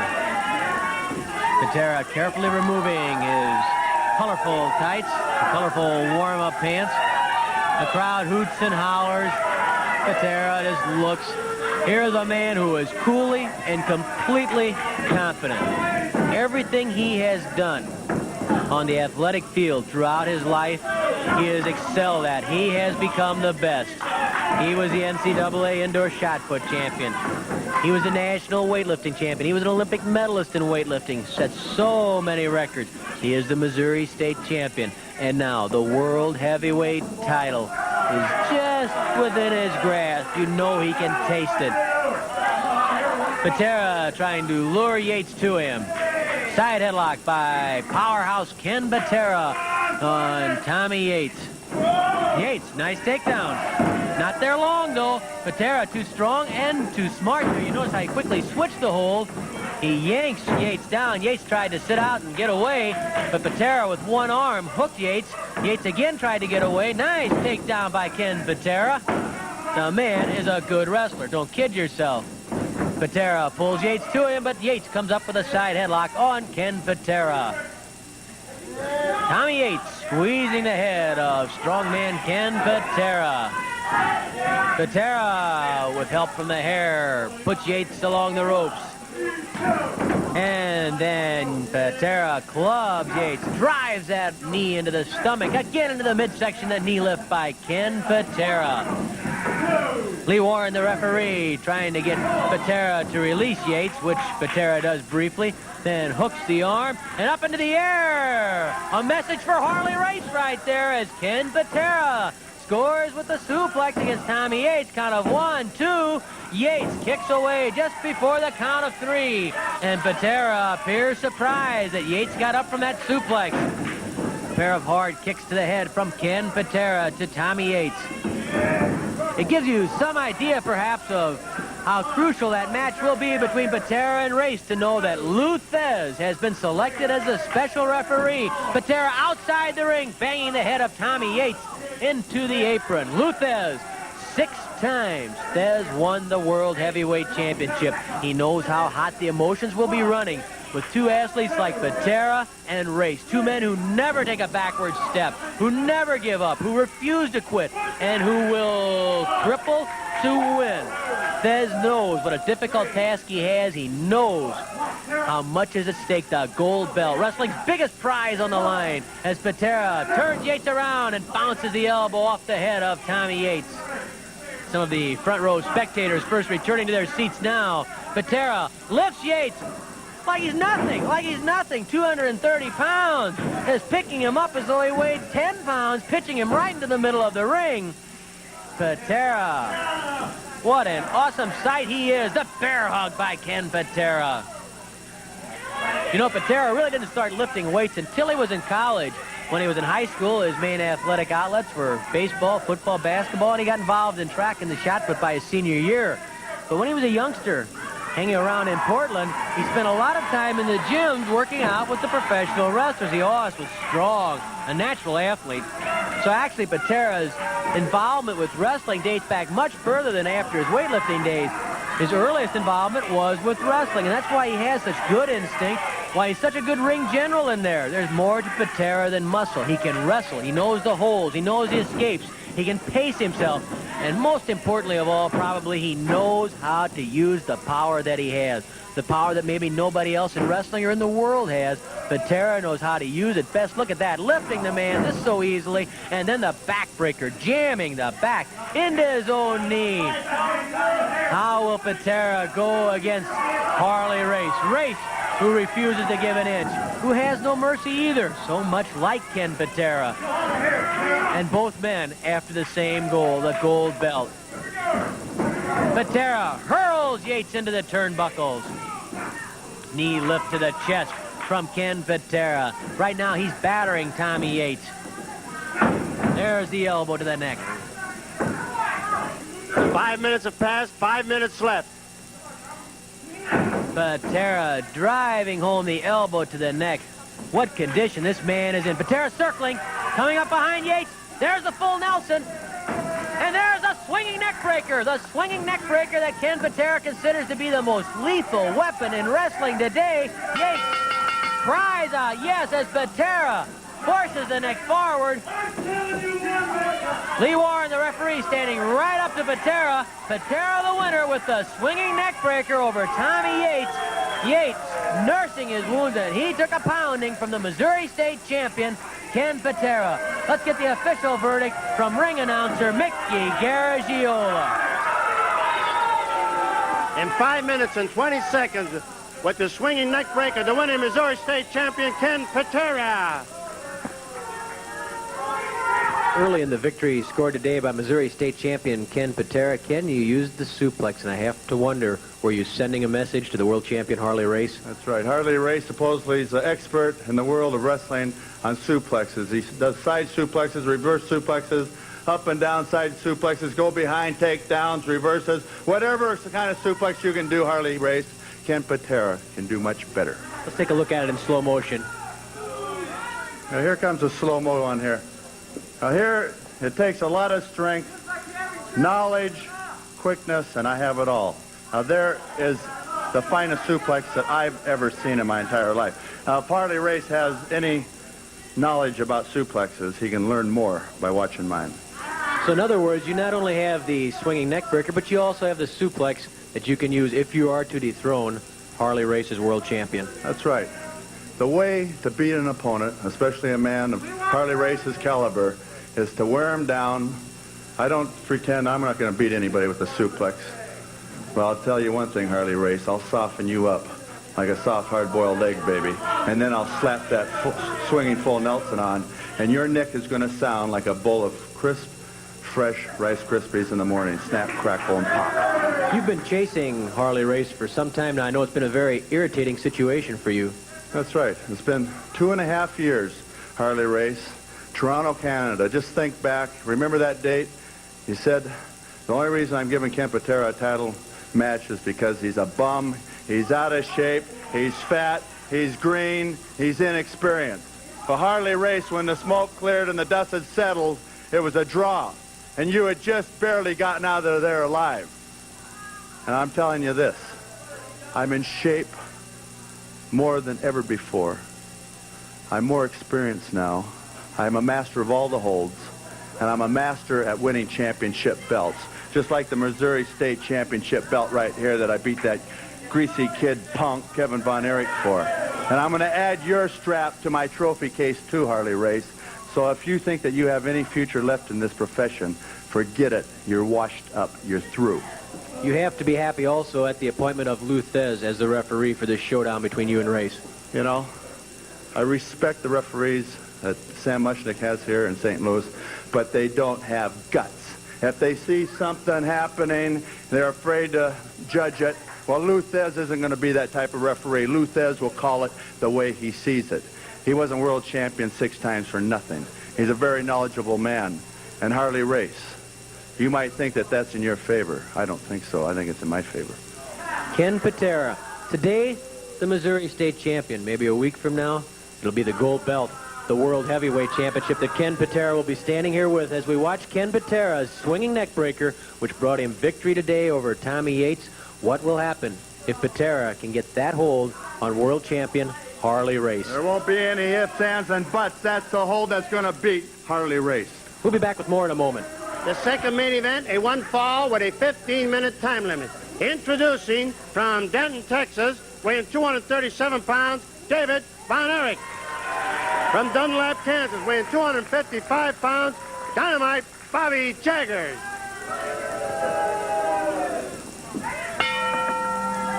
A couple of weeks ago on Wrestling at the Chase, Bobby Jaggers sounded off rather loudly.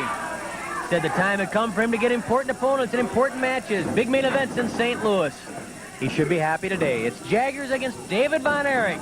Jaggers forcing David Von Erich to the ropes. And a clean break from Bobby Jaggers, although not a quiet break from Jaggers. Quiet is not part of the vocabulary of Bobby Jaggers.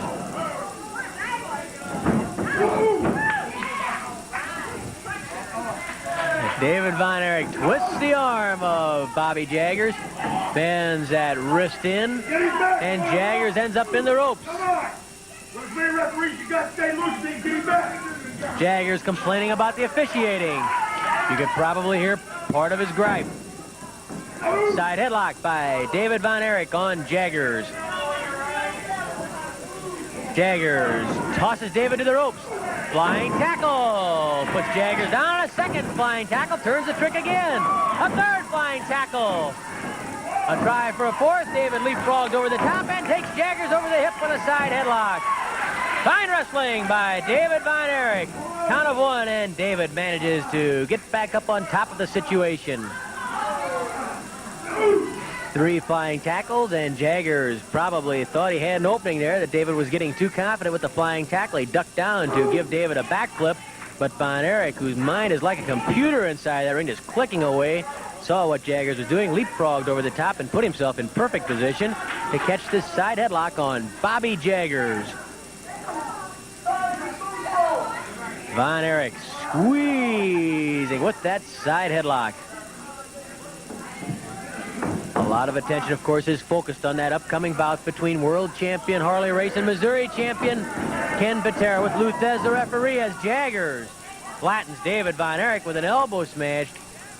But a lot of people, too. Jaggers misses the elbow drop. Side headlock. Down goes Bobby Jaggers. As we were saying, there's an awful lot of attention also being lined up on the match between Von Raschke and David Von Erich, the Battle of the Claws. And, of course, you down, and certainly whoever wins between Von Raschke and David Von Erich, along with some of the other winners in that lineup, could well be in line for a crack at the victor between Harley Race and Ken Patera. Jaggers opening up against David Von Erich, using a thumb there to the throat of David Von Erich. This is a tremendous opportunity for Jaggers. If he could knock off David Von Erich right here, well, he's going to be someone who's in line for cracks at people like Ken Patera and Harley Race and all the other top stars.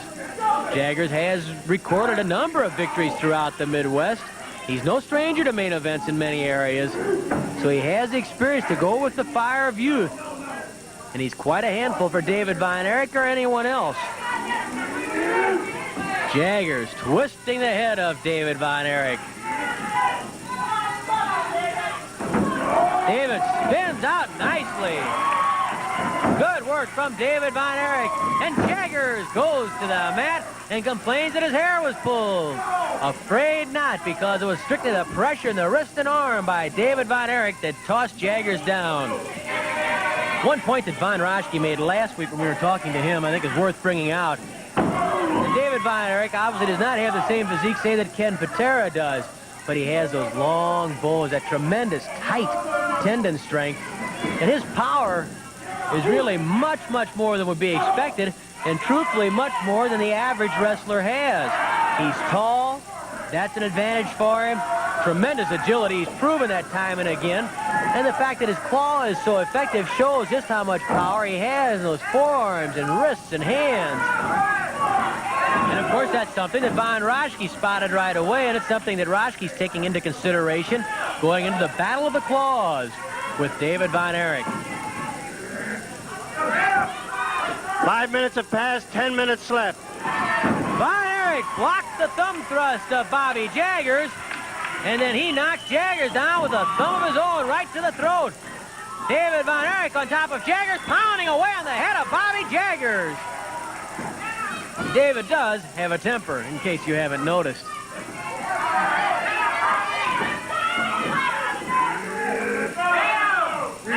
Jaggers takes aim at David Von Erich and pounds on the head of Von Erich. Jaggers taking a page out of the book of Dick Murdoch as he takes a bite from the forehead of David Von Erich. David Von Erich bounced head first into that top turnbuckle. The claw hole right! The claw hole right, yells Jaggers. Oh, Jaggers yells, this is the turnbuckle hole. And well, it is. The only problem is the hole's being delivered by David Von Erich. Flying Beal. Flying head scissors by David Von Erich. And Jaggers thrashes about without much effect because David Von Erich, with those long, powerful legs, has the head scissors on Jaggers. You know, Ken Patera made reference to the only previous bout he'd had against world champion Harley Race a couple of years ago in Toronto, and he said that Race was saying that Patera was fat and out of shape. I really can't imagine Race ever misjudging an opponent like that. I have to wonder if it wasn't something at the time to try and throw Patera off balance. Obviously, it did not do the trick because Patera held his own with Race 2 years ago. Probably the only fact that Race might have had correct when he was talking about the experience of Patera. But even there, you look at the experience Patera does have in athletics and in wrestling from his early days, back when he was in high school hanging around the gyms of Portland. Well, you add the 2 years of experience he's had now since that match was raced. All the main events in Carolina, in Texas, throughout the South, in New York, everywhere he goes, Patera is main event. The Missouri State champion, Harley Race, has his hands full.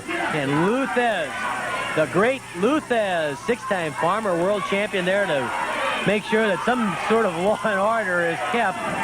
It's going to be a rough match. Don't kid yourself. With Race and Patera there, you know there are going to be a lot of bruises and abrasions dished out, just like the one Bobby Jaggers gave to David Von Erich, nailing him with a kick as David was waiting to flip Jaggers.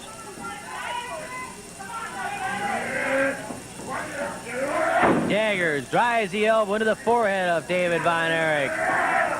Again, the elbow to the forehead of Von Erich.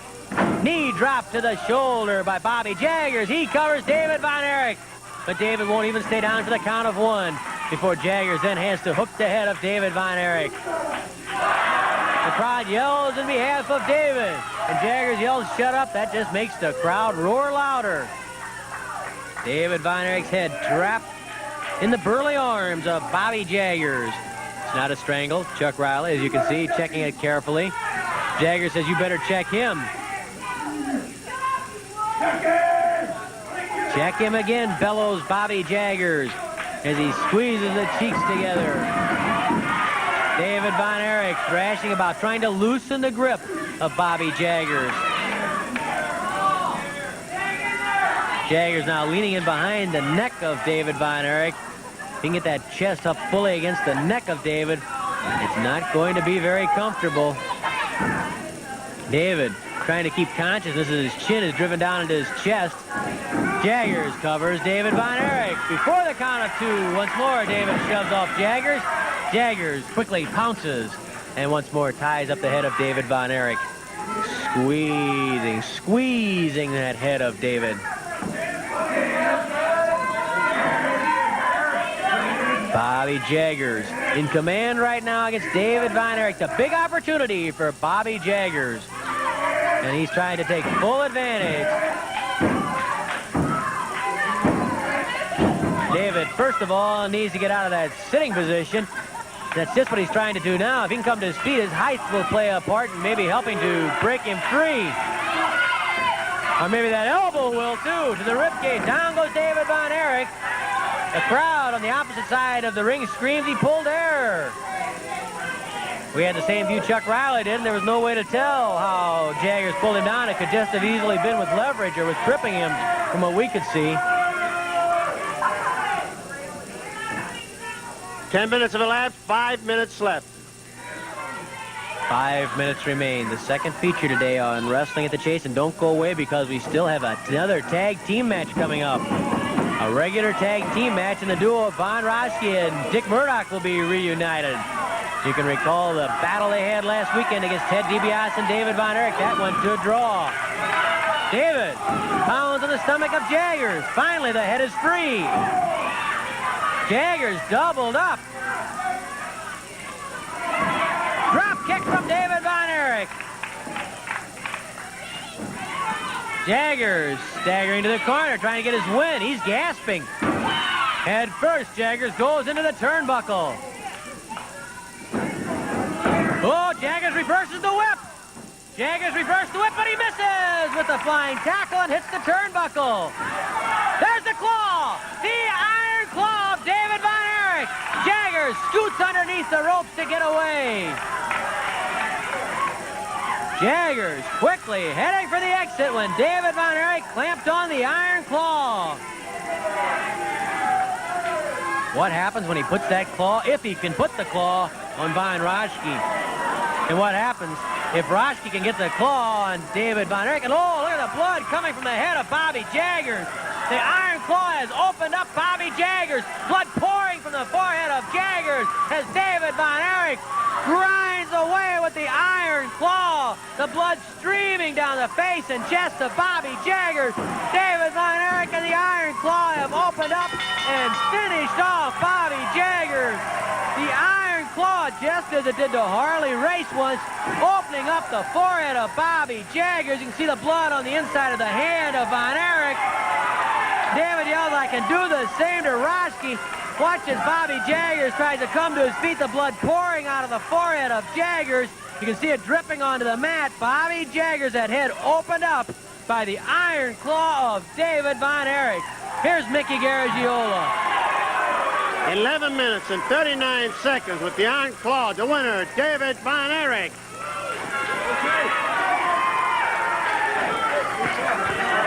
There's the blood that poured out of the forehead of Bobby Jaggers after David Von Erich caught him in the iron claw. Don't you know Von Raschke would love to do that to David Von Erich? Let's hear from Mickey Garagiola with the next introduction. The final event, an Australian tag team match, most falls to curfew. Introducing from Winnipeg, Canada, weighing 240 pounds, Kerry Brown. From Wellington, New Zealand, weighing 233 pounds, former World's Heavyweight Champion, Pat O'Connor. From Germany, weighing 280 pounds, Von Raschke. And from Waxahachie, Texas, weighing 200 68 pounds, Dick Murdoch.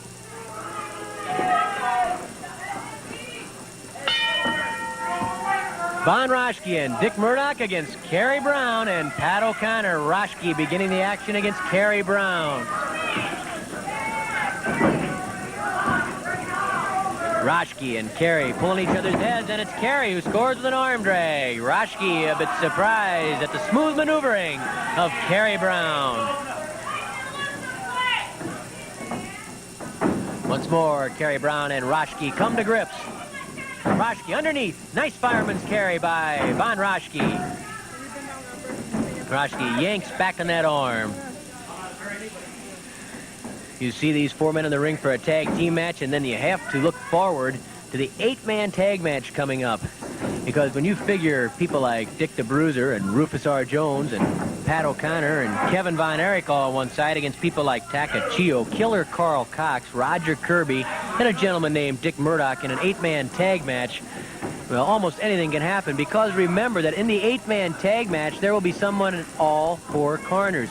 Each man who's in the ring will be able to go to one of 2 corners to make a tag. You will have an opportunity to go a couple of different places for a tag, and that should make for a lot of fast tagging and wide open excitement as Dick Murdoch quickly pounds on Kerry Brown and pitches Kerry Brown outside the ring and onto the floor. Murdoch outside the ring, stomping on Kerry Brown. Grabs Kerry by the hair.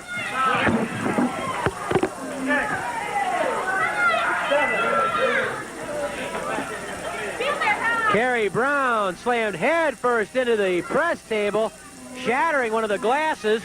And it's amazing if Kerry Brown hasn't gotten a sliver of glass into his eye or his forehead after hitting that table. Dick Murdoch turns Kerry around and drives the elbow into the throat of Kerry Brown.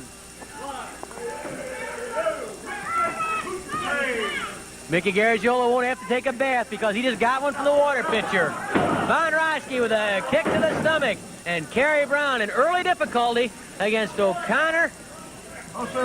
With O'Connor against Murdoch and Raschke. Raschke underhooking both arms, brings him over with a double arm suplex. Nice suplex by Raschke. Flying elbow drop from Raschke to Kerry Brown. Raschke covers Kerry, count of 1, and at 2, Kerry Brown shoves off Raschke. Give Brown credit.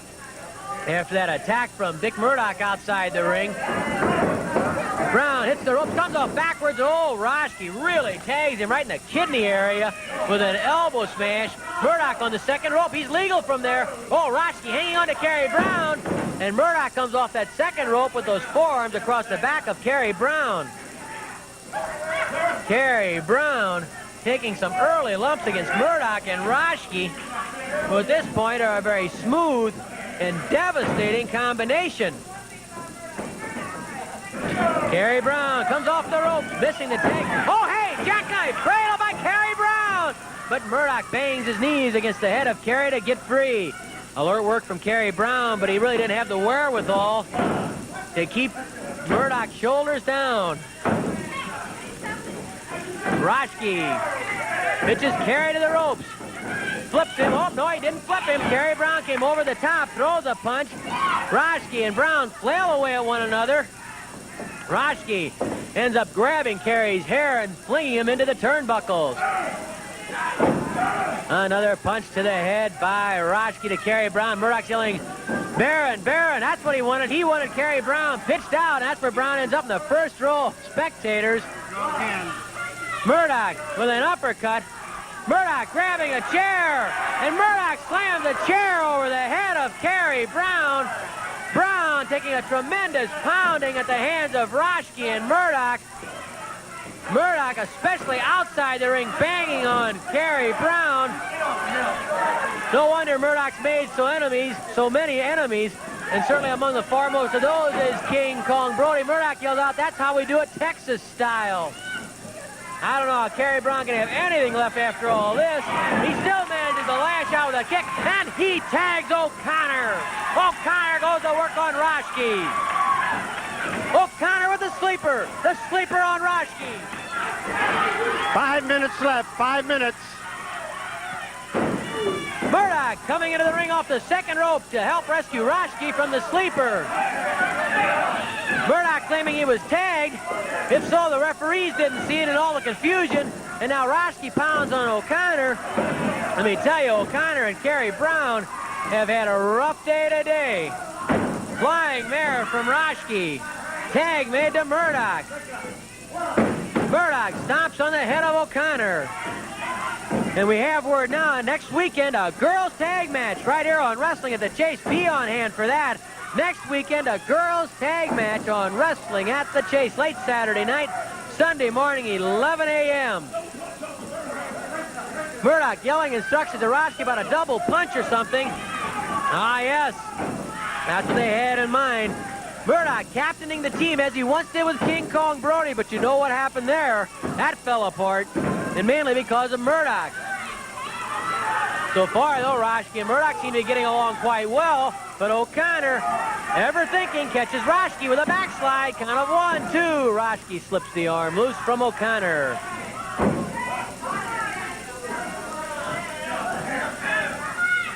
Von Raschke whips O'Connor to the ropes. Tries to flip him, instead he's caught in that jackknife and cradle. But Raschke, he caught O'Connor right in the top of the head with the heel of the boot. That allowed him to get free. Murdoch tagged Raschke.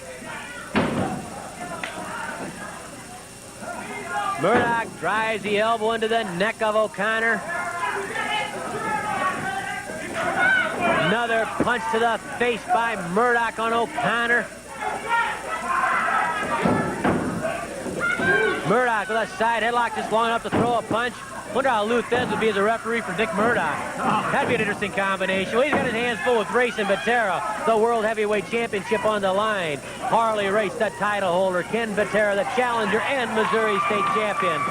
O'Connor came off punching, so Murdoch tagged Raschke. And O'Connor catches Raschke with a kick to the chest that floored Raschke.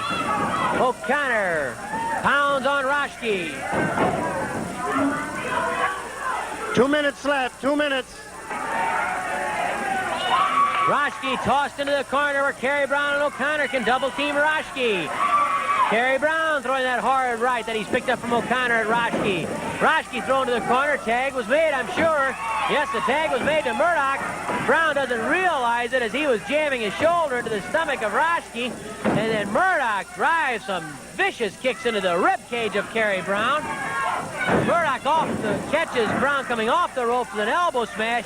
Here comes Von Raschke after Murdoch leveled Brown with that elbow smash. Raschke throws Brown to the corner. Then Murdoch and Raschke double team Kerry Brown. Flying mare from Raschke. He lines up the claw. There's the brain claw, as he calls it. The brain claw of Von Raschke. The brain claw of Von Raschke. Kerry Brown struggling to get up. Raschke squeezing away. 1 minute left, 1 minute. Von Raschke with the brain claw on Kerry Brown. Brown trying to keep consciousness. Murdoch screaming, squeeze him, squeeze him, squeeze him. Brown's shoulders are down, and there's the count of 3. Von Raschke with the brain claw on Kerry Brown. Well, we've seen both versions of the claw. David Von Erich's claw and Bobby Jaggers opening up Jaggers' head, and now Raschke's claw on Kerry Brown. We checked the clock, and we do have a winner because the curfew is just about gone. So the winners are Von Raschke and Dick Murdoch, thanks to Raschke's claw. Here's Mickey. With time running out, the winner of the only fall and the match, Dick Murdoch and Von Raschke. Volume 4 of Classic St. Louis Wrestling is right around the corner, and one of the most colorful characters ever will be featured, Dick the Bruiser, plus many more memorable figures. And get this tag team battle, Ken Patera joining forces with King Kong Brody against Pat O'Connor and Rocky Johnson. Can you see why St. Louis Wrestling was so special? I'm sure you can, and I have to admit, I get goosebumps every time I look at it too. Thanks for watching Classic St. Louis Wrestling. This is Larry Matisick. We'll see you again next time. Murdoch to the top rope, and there's DiBiase after Murdoch. DiBiase knocks Murdoch off the top rope. Raschke still caught in David Von Erich's claw. There goes Murdoch up on the ropes again. He leaps off the rope. He's caught in the stomach claw. Von Erich has a claw.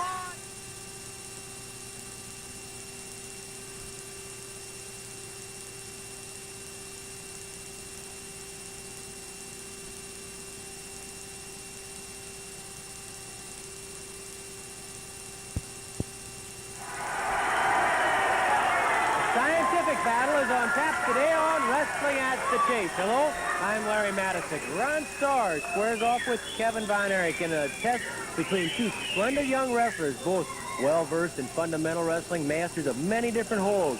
Quickness, speed, that's the forte for both Kevin Von Erich and Ron Starr against one another today on Wrestling at the Chase. Also a handicap tag match is coming up, and we'll be back with the opening bout after this. Welcome to Wrestling at the Chase, the opening bout. A one fall with a 15-minute time limit. Introducing from Amarillo, Texas, weighing 243 pounds, former world champion Dory Funk Jr. And from Tampa, Florida, weighing 228 pounds, Sonny Driver, referee Charles Benito. How's this for an opening bout? The former world champion, Dory Funk Jr. opposing Sonny Driver. Dory gets in tight with Driver. Driver tried to move underneath. Dory blocked him. Dory hooks the arm underneath. Fireman's carry by Dory Funk Jr. Dory with his body over the top of Driver. Trying to ride those shoulders down. Driver spins about. Comes up with a side headlock briefly. Goes into hammerlock and rides Dory Funk Jr. to the mat. Good move by Sonny Driver on Dory Funk Jr. Dory Jr. has a good campaign going now as he drives to regain the World Heavyweight Championship. That's the goal he would really like to achieve. He's made a couple of tours to Japan. He's been throughout the western states, the southwestern states, recording victories in main events almost everywhere he goes. And now, of course, his sights are set on Dick Murdoch, hoping to avenge a cut he suffered on the forehead, hoping to avenge a 20-minute draw, really. Time running out when Dory Jr. had the upper hand between himself and the controversial, rowdy Dick Murdoch. Dory knows how important a victory over Dick Murdoch could be, what it means in terms of prestige, and what it could mean to his future chances of getting a crack at the World Championship. Dory Jr. rides Driver down, staying on top of him. Count of one. Driver gets the shoulder up, hits a semi-bridge, trying to ride Dory over. Maybe he can come up the hammerlock? Nope, Dory's too strong. Too much the master of balance. Dory Jr. with the armbar on Sonny Driver. Dory spins the arm, twisting it. Pressure right from the shoulder, through the elbow to the wrist. Dory yanks the arm out. Dory again jerking on that arm. Double wrist lock. Good hold in itself. Then, of course, Dory could ride the man over into head scissors if he so desired. But instead, he used his weight into the shoulder of Driver and pushed Driver to the mat. Driver counters nicely. Comes up behind Dory Jr. with a hammerlock and then hooks the other arm. He can put Dory's shoulders down here. Count of one. Dory lifts the left shoulder. Struggles as Sonny Driver tries to get the shoulders of Dory Funk Jr. on the canvas. Another count of one. Dory comes up. Driver brings Dory Funk Jr. over. Dory quickly responds, though, and his shoulders aren't bound long enough for anywhere near a count of one. Driver in tight with a front face lock on Dory Funk Jr. Driver squeezing Funk's head. Funk lifts Driver and flips him right over the top with sheer strength. Count of one. Dory keeps the side headlock, though. Wasn't pushed off. He stayed on top of the man and kept the side headlock.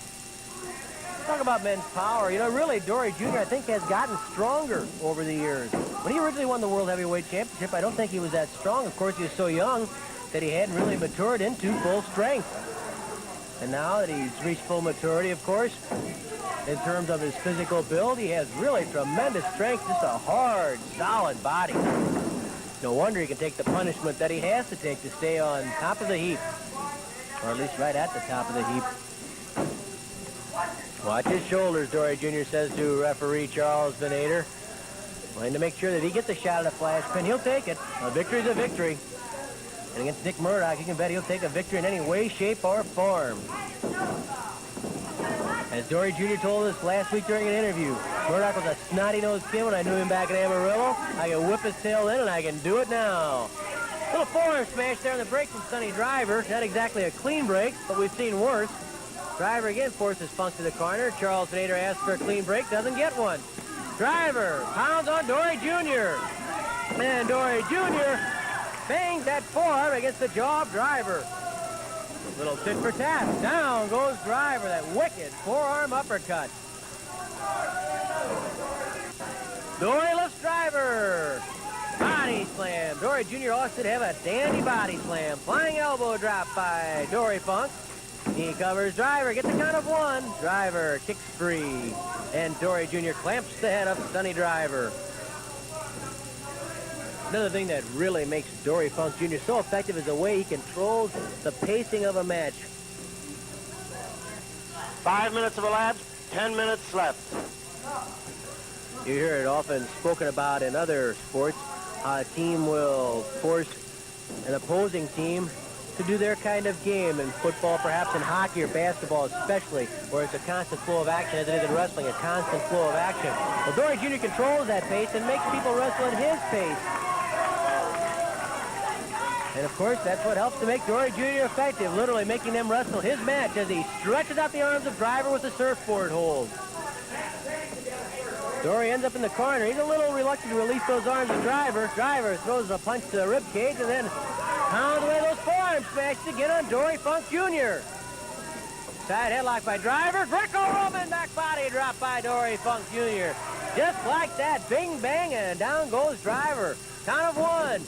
Driver hard-pressed to get that shoulder up. He's been rattled. Thanks to Dory Jr.'s Greco-Roman back body drop and then the sizzling forearm uppercut.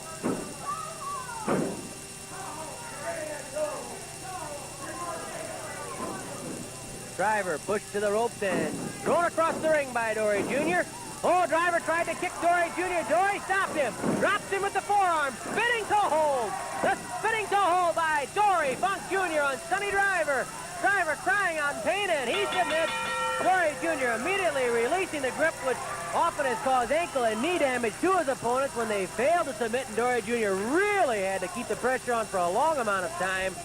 It's the spinning toe hold by Dory Funk Jr. Dory's a winner, and here's ring announcer Mickey Garagiola.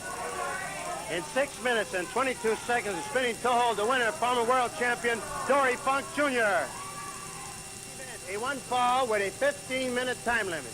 Introducing from Denton, Texas, weighing 235 pounds, Kevin Von Erich. From Charlotte, North Carolina, weighing 236 pounds, Ron Starr. Referee Chuck Raleigh.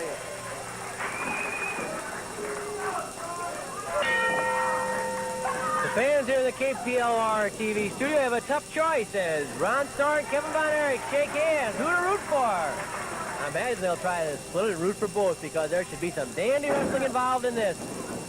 Starr goes behind Kevin. Von Erich switches nicely. He's behind Starr. Starr returns the favor, takes Kevin down, tried to roll him into a cradle. Kevin reaches behind him. Starr blocks that with the arm. Kevin brings Starr over the hip, comes up with a wrist lock on Ron Starr. Starr rolls over, gets Chuck Riley. Kevin Von Erich thrown over the side by Ron Starr. A fast-moving exchange that even involved the referee, Chuck Riley. Starr checks to make sure Riley's okay, which he is. A lot of referees will tell you a match like this, with good, quick, scientific action, is sometimes harder to work than a rough match. Clean break. The crowd appreciates it.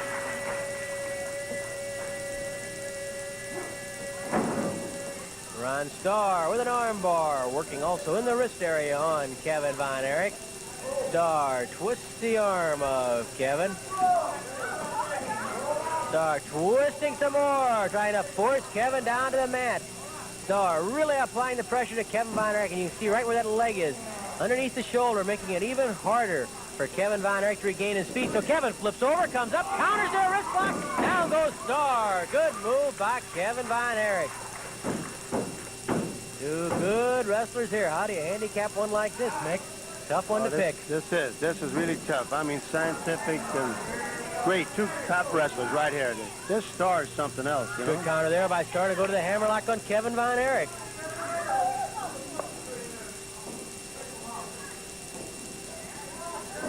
Kevin trying to come to his feet while trapped in the hammerlock of Ron Starr. Counter by Kevin Von Erich. This will be a good lesson on counters, takedowns, escapes. Starr comes up on top, goes behind Kevin. Kevin rolls over and out. They both come up quickly, and they're eye to eye. Good wrestling by both men, and they know it. They respect each other. Something that Dory Funk Jr. talked about last weekend when he said, well, I want to wrestle him, but I respect him too. I don't know if Dory Jr. has that much respect for Dick Murdoch, though. He respects his toughness, I'm sure, and the fact that he's won many big matches. But whether or not he respects him in terms of a professional level of the type of tactics that Murdoch uses, well, that I would question whether Dory Jr. has that type of respect for someone like Dick Murdoch. He apparently does for the Von Erich clan. Ron Starr with the side headlock on Kevin Von Erich. Wonder if Starr is thinking about that body scissors Kevin has been developing. He can use it both as a pin, and we hear now as a submission. He's developed enough strength in his legs. Very important, of course, the positioning of the legs, the extension of the muscles, so that they're in the proper spot of the opponent's body.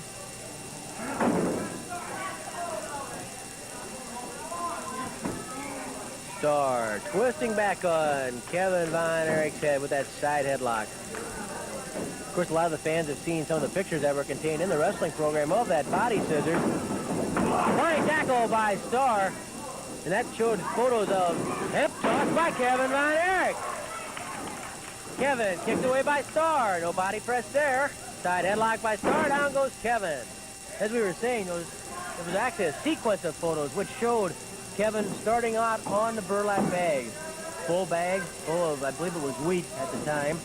Kevin put the body scissors on that bag, and as he can do very often now, literally squeezed it, smashed the bag wide open, and emptied that bag. Now think, if he can do that with a burlap bag around wheat, that is difficult to do. Try it sometime. Find out how hard it is to do. Think what he can do to someone's midsection. Yeah, I hate to see that happen. There's the head scissors by Kevin Von Erich. Starr ended up in the ropes, and Starr has to shake his head. That head scissors obviously just as effective as the body scissors.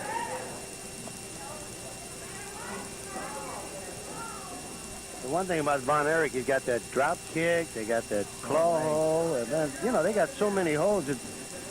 So many things you can think about and worry about. That body scissors, though, really a hole that he got the idea from Joe Stecker. Joe Stecker, by way of saying what the guys to say, because I believe Stecker was dead by the time Kevin was born. Stecker was a three-time world heavyweight champion, originally winning the title in 1915. His last reign began when he won it here in St. Louis in 1925. 5 minutes have elapsed, 10 minutes left. Joe Stecker popularized the body scissors, used it as a submission hold, and like Kevin, trained by breaking open bags of wheat. Sam Muchnick was aware of this. He'd seen Stecker when Sam was a sports writer for the old St. Louis Times, and when he saw Kevin, the power that Kevin had in his legs, he got Kevin aside and says, Kevin, this is something you should think about. He explained a little bit about it to him. Kevin did some research on his own, and with the help of his father and brother David, trained on strengthening those legs, and now that body scissors is just about perfected. Starr carrying Kevin Von Erich to the corner.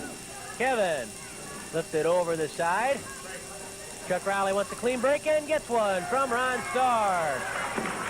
Another round of applause for two sportsman-like competitors, Ron Starr and Kevin Von Erich.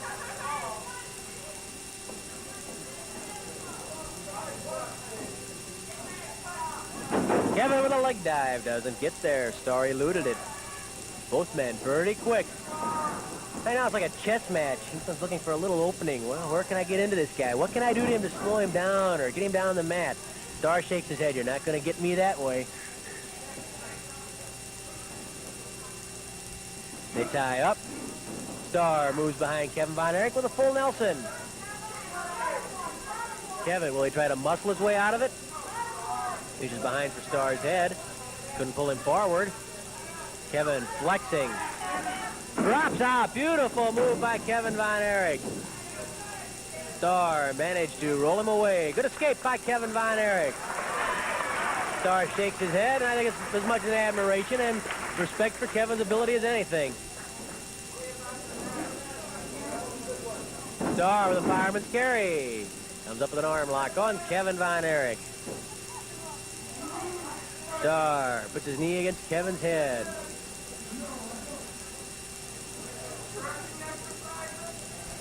Kevin rolls under, forcing his way to his feet. No, he's not coming off that knee because Starr has the leverage right now.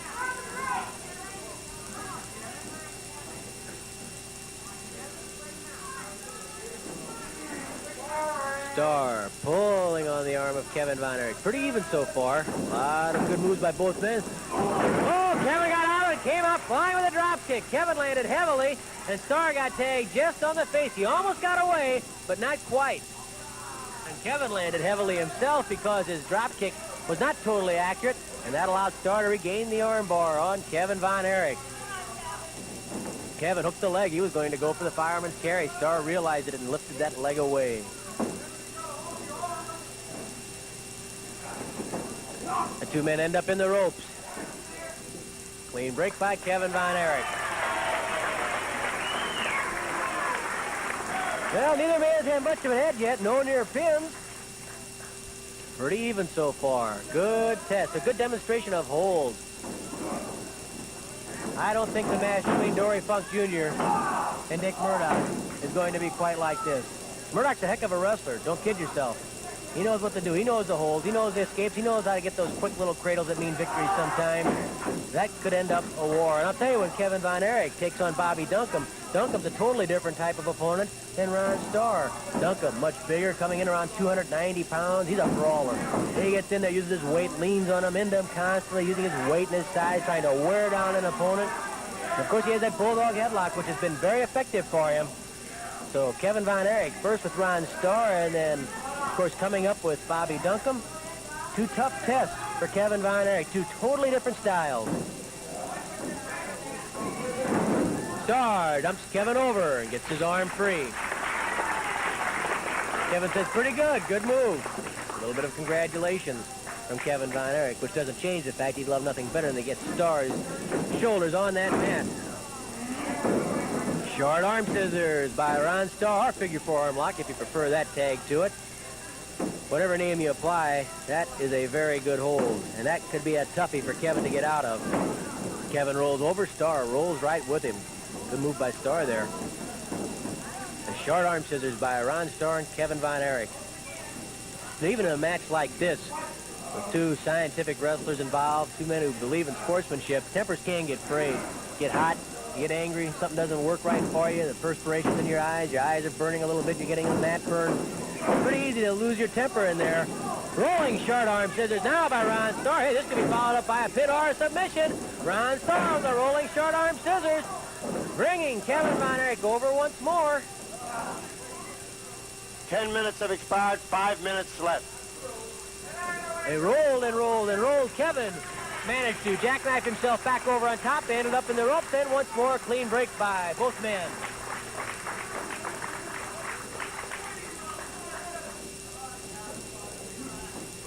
Side headlock by Kevin Von Erich on Ron Starr. Kevin tossed to the ropes.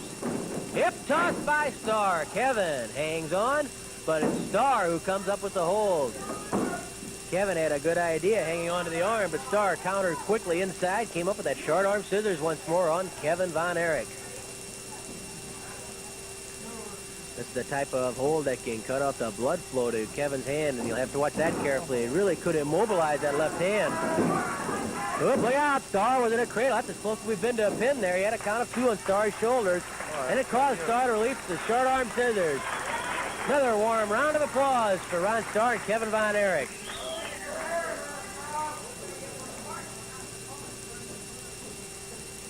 Cautiously, tentatively, they reach out and lock fingers. Test the strength between Ron Starr and Kevin Von Erich. Both men bending, twisting, trying to find out where the edge is. They come around backwards, come around frontwards. Kevin comes out, gets a wrist lock. Good work by Kevin Von Erich on Ron Starr. Starr tossed over the hip. Kevin with the wrist lock. Starr cries out as Kevin pours on the pressure with that wrist lock. Now Starr twists about. Couldn't bring it all the way over. Too much pressure from Kevin Von Erich.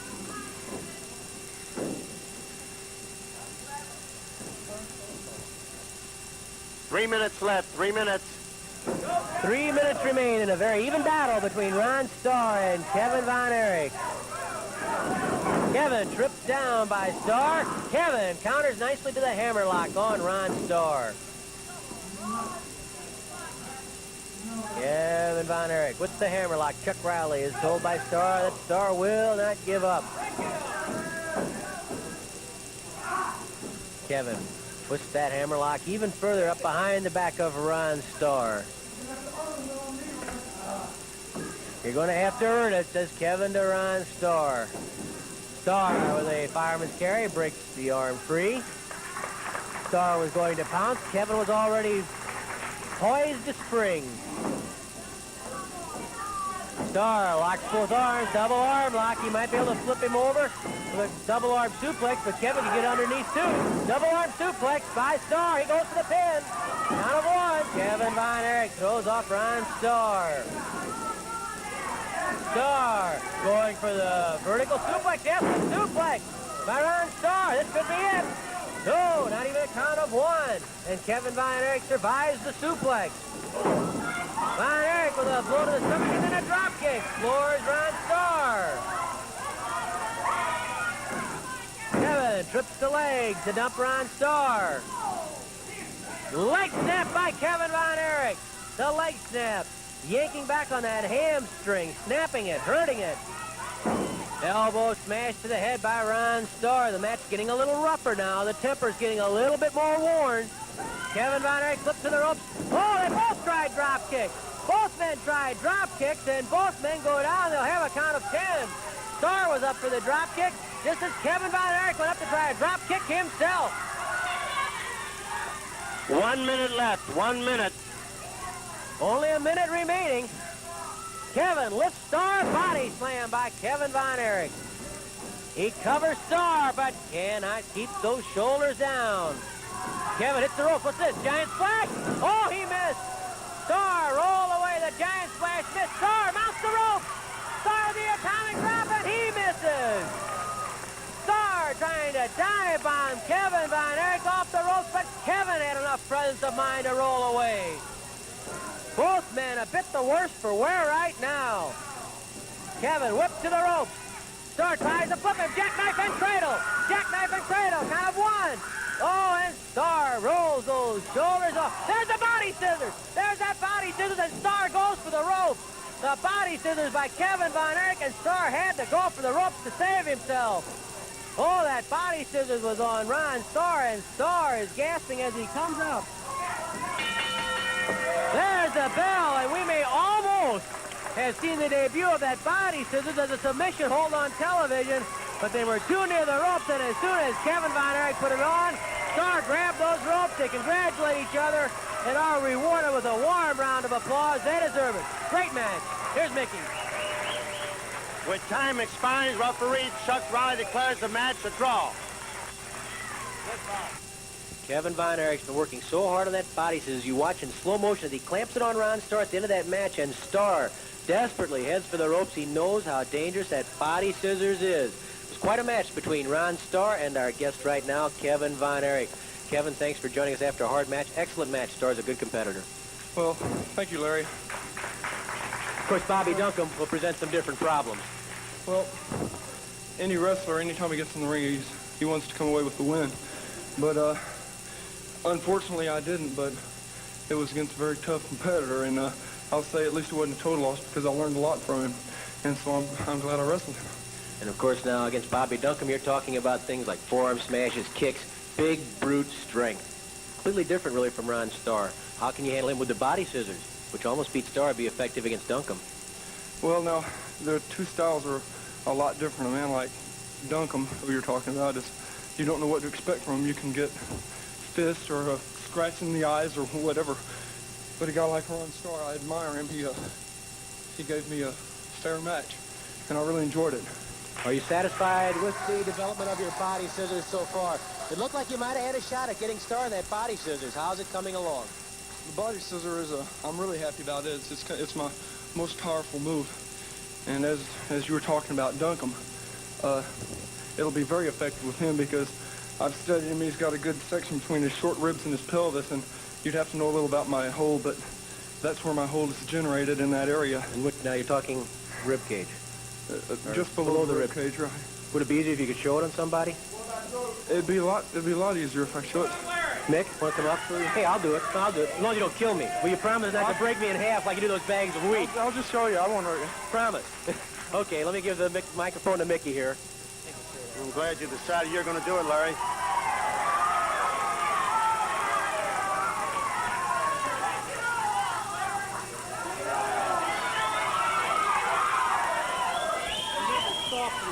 May the best man win. Just so he knows it's soft through here.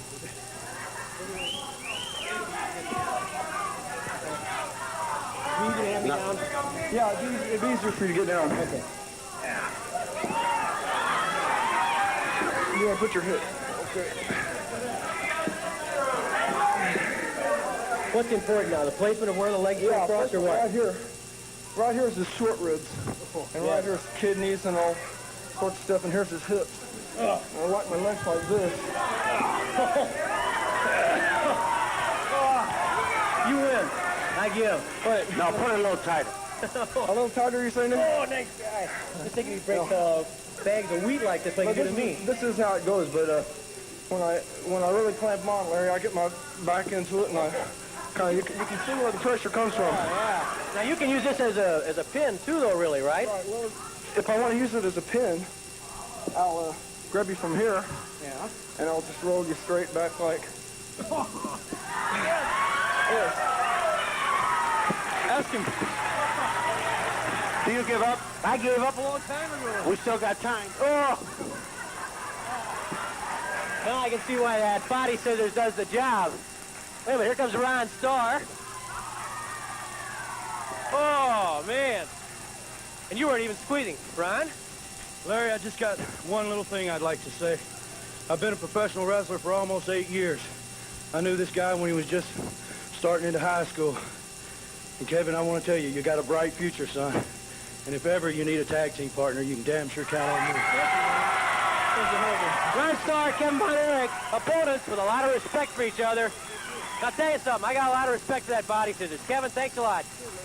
Kevin Von Erich, Ron Starr. We'll be back with another match after this.